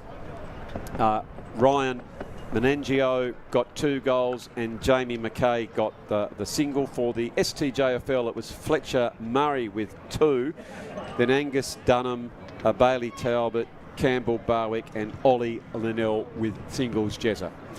Yeah, I think that there's a lot we can take out of this game as well. I said both sides in that first couple of quarters, how they were structured. You know, there was 2 very different structures. The Morning Peninsula, they've come out on the scoreboard today, and you can understand why, because when they got the ball moving, they ran, and they opened up space, and they had plenty of movement. I think the STJFL boys, I think they run out a little bit of puff. You know, we haven't had much of a pre-season at the moment, so we're probably just a little bit underdone. But you couldn't take it away from the Mornington boys today. They showed a different class of football, and it seems like that they've been doing a lot of training to achieve it. I thought they were elite. I loved the way they ran the ball. They were undersized, if you like, and so they had every right to come into this game with apprehension, which can be the case, but great application by the visitors. I love the way they just took the game on. For my money, no one amplified that more than Hamish Kunjajaraman, who the number 3, I tell you what, he's got lucky legs. They're lucky they don't snap, because he is an elite runner, Jezza, isn't he? He's a ripper. He's got really, really, really good hands, and as soon as he gets the footy, he gives it to a teammate, and then he just sprints. So as a training tool, if you were to go back and looking at the Duff TV, of course the premium partner for the STJFL, you could see this as a learning tool. You could see how they go about their work. Just absolutely magnificent work by him. He just ran and ran and ran, didn't he, Jez? And if you were playing on him, I think there's a good lesson in that. Yeah, there was that's exactly right. He gave the ball, but then he backed it up. And they've got a lot of players on that side that did exactly that. Didn't they? Yep. There was more than one or two players that did that, and it was good to see.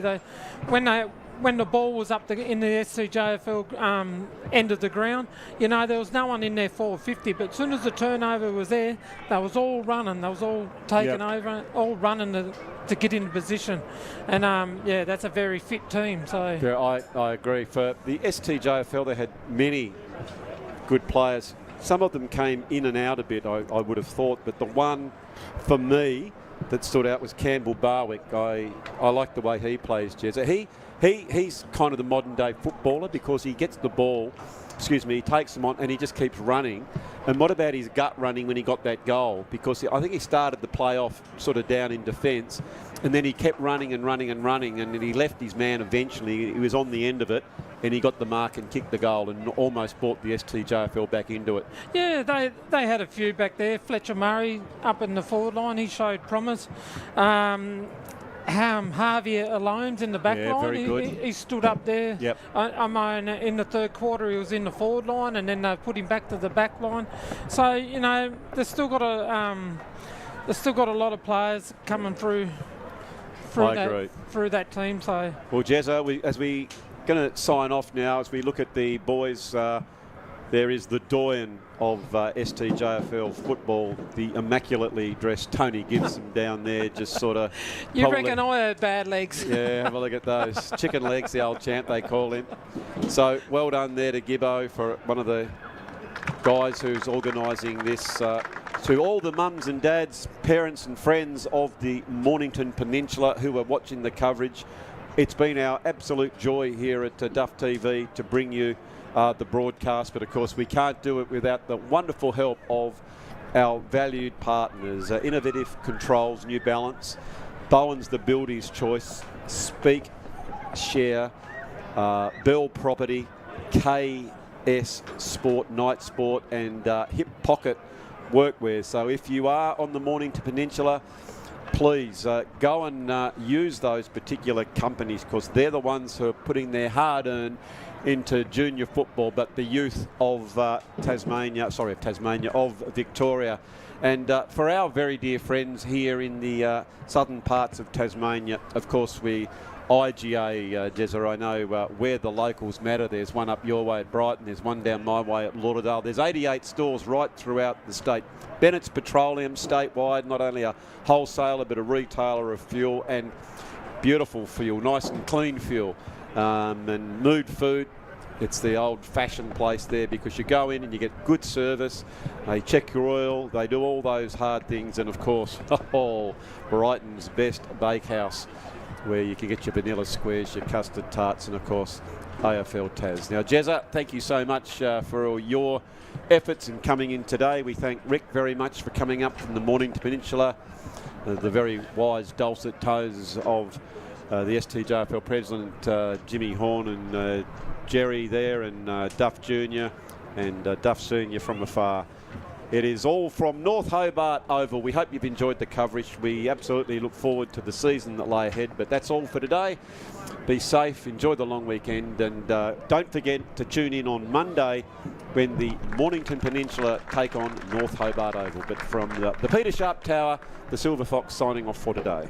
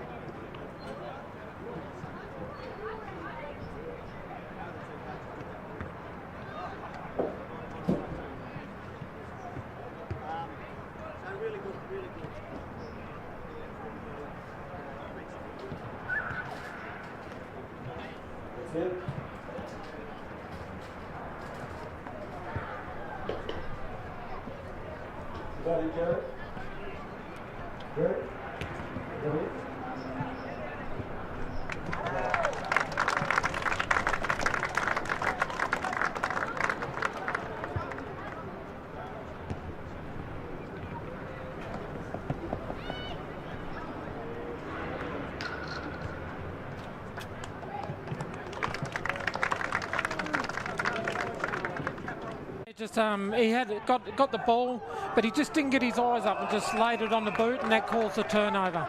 But here we go now, another turnover to the. That was Peninsula. Kinjaraman for. Yeah, he's got it again. He's tell you what, he's very, very fast as he goes in. He lifts the eyes. He goes to the space. The forwards pick it up. They go towards the goal, and the Mornington Peninsula are up and about with a very, very nice goal there, Jezza Jones. Yeah, that was young Darcy for the pace. These kids are getting the ball and just pounding it down, and away they go. So that was Angus Dunham, I apologise there, Jez, who took that one on the half forward flank and got it in there really, really quickly to Ollie Linnell, as we might have a look on the Mood Food replay to see what that free kick was for. But we do know that Linnell, we can see here, quick turnaround, just see it must be just off the ball, was pushed under it, and so it is Linnell. There's the Duff TV helicopter overboard. Hopefully that Mark will get those shots to us very shortly.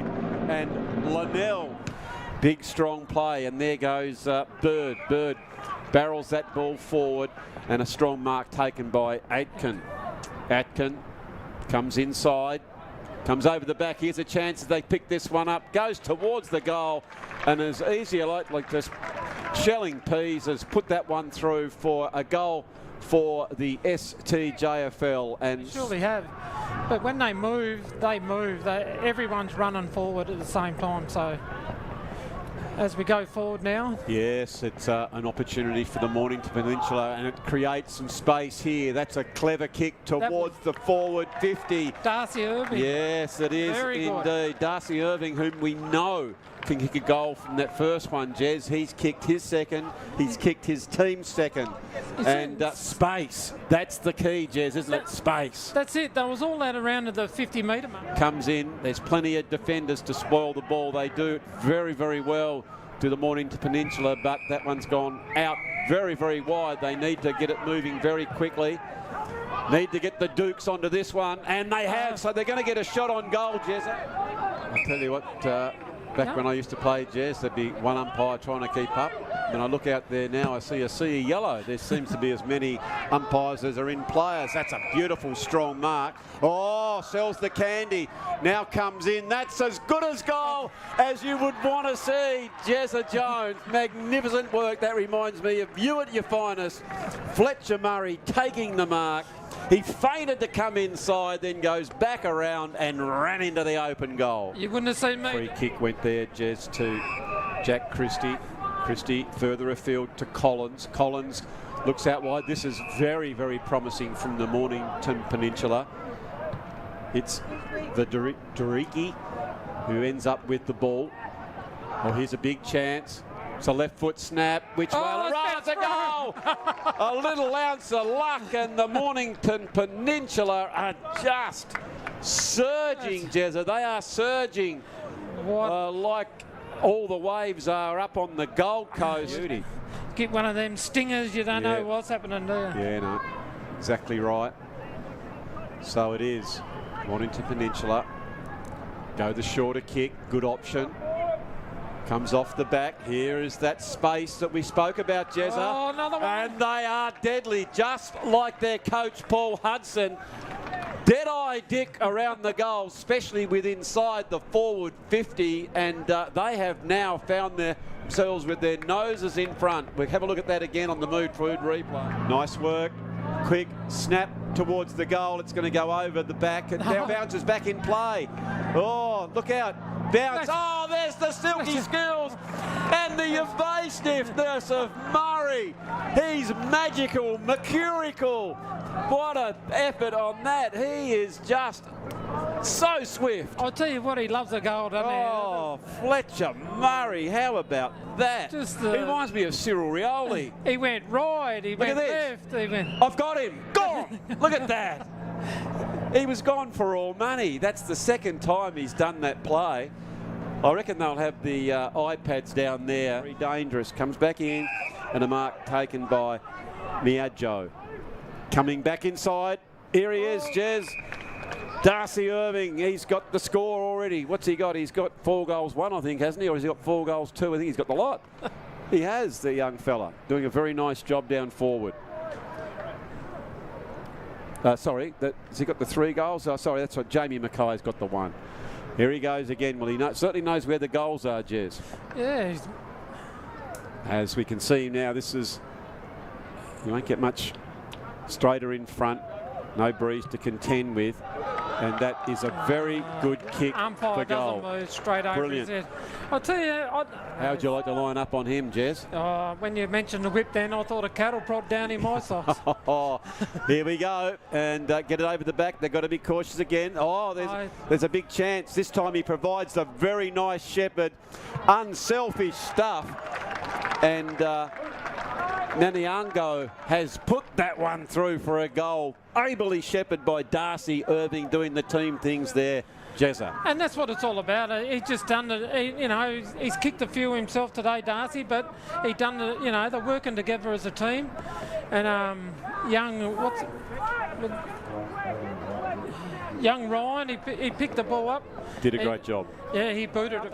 They've really come out this quarter and really showed. They certainly have, and that was, and you can see that kick that put the pressure on Dunham, who came back in the area of danger. And here they go now. Oh, they're a chance as well, Jez. They go back in towards the goals, and it's another ripper. Gee whiz, that's a great goal by the visitors. Wonderful, wonderful work. And the swiftness, they're running in numbers. It is a tsunami of Mornington Peninsula boys as they just run in waves. Oh, that's a costly drop that time. They're falling to their knees. Maybe fitness could be the thing, Jez. Oh, I'll tell you what, I reckon we need to count these white tops because our red... Oh, look out, they're running over the top. Brilliant goal there. Absolutely brilliant. And they are certainly, it's almost like... I'd love to see to space. They get 1 goal here, the STJFL. They get belief he's been held without it. And it's going to be a free kick and a shot on goal very early on to Talbot. If he can go back and put this one through, Jez, with only seconds on the board, it'll be crucial for the outcome of this game. It sure would be. This is they need a good start here. We need to get the first couple of goals, so then we can go into a dangerous position. That was good then. The Mornington Peninsula boy just held on to him for just too long. You could see him grab the jumper. Bailey Talbot goes back, and he's put it through, Jez. With only seconds into this quarter, Talbot has Salome's. Well, we know this fella can kick goals. Fletcher Murray, he's a left footer. He decides to kick it hard and low. Look, here's Barwick. Barwick's got a beauty. Great work there by Campbell Barwick. He's, I think, so again. Just a bit high. Bit late, was it? Yeah, a bit high after he got rid of the ball. So this is crucial that the STJFL, if they want to stay in it, they have to. Oh dear, that's terrible, terrible. Out of the. So if he marked it, why did he wave the flag, Jez? Oh. Doesn't matter. They'll wave 2 of them now. Great goal. Look at that one, Jez. You know what I reckon? That's all, but that might really slow the STJFL down a little bit now. See, look at this. He's called the point, and now he's played on. So yes, it certainly was. Good pickup. Obviously, I was watching the game and the goal umpire. Yeah, well, they just do call me Silver Fox, the old accurate one. But a lovely shot on goal there to Jess Stevens. Yeah, no, very Put on good. the check. They are in the match now, and so they can take. Oh, Barwick, he's a beauty. Man. Gee, he's had a good game, Jez, and he almost on his own shoulders. He just said to the boys, come with me, just come on, and he ran and ran. He got that goal where a lot of players might have sort of looked at see who's coming, but he was just transfixed on the ball. As kicked towards the goals and a minor score, but the siren is gone, and it is a very good game of footy with the Mornington Peninsula 9-7-61 defeating the STJFL 6-5-41. For the Mornington Peninsula, we got 4 goals to Darcy Irving, 2 goals to Jesse Stevens. Ryan Menangio got 2 goals and Jamie McKay got the single. For the STJFL, it was Fletcher Murray with 2, then Angus Dunham, Bailey Talbot, Campbell Barwick and Ollie Linnell with singles. Jezza. Yeah, I think it's... Security Solution will keep you and your facility protected with 24-hour support, 7 days a week across all postcodes. We are out-of-the-box thinkers, providing the latest cutting-edge technology, design and equipment, offering electronic security, perimeter protection, vehicle mitigation and manufacturing. We integrate and innovate our service and products, designing, engineering and servicing all of our offerings. Our core industries include corrections, infrastructure, defense, policing, controlled substance, and commercial. Providing regular reviews and validations, we deliver inbuilt governance systems to ensure compliance. We are the benchmark for quality, design, and technology. We are Innovative Controls.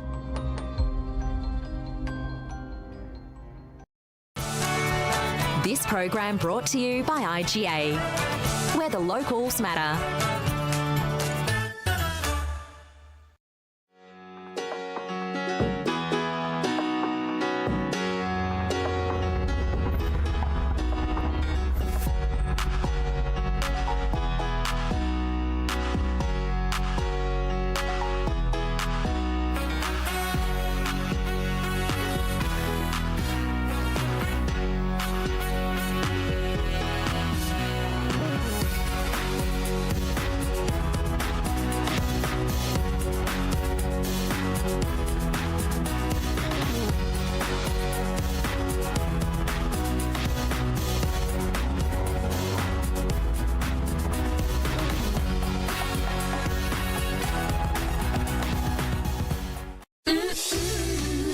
Best Bakehouse. Love that homemade taste. Brighton's Best Bakehouse. Delicious in every way. Loving the taste. Love it homemade. Their own recipes. Freshly baked. Brighton's Best Bakehouse. Love that homemade taste.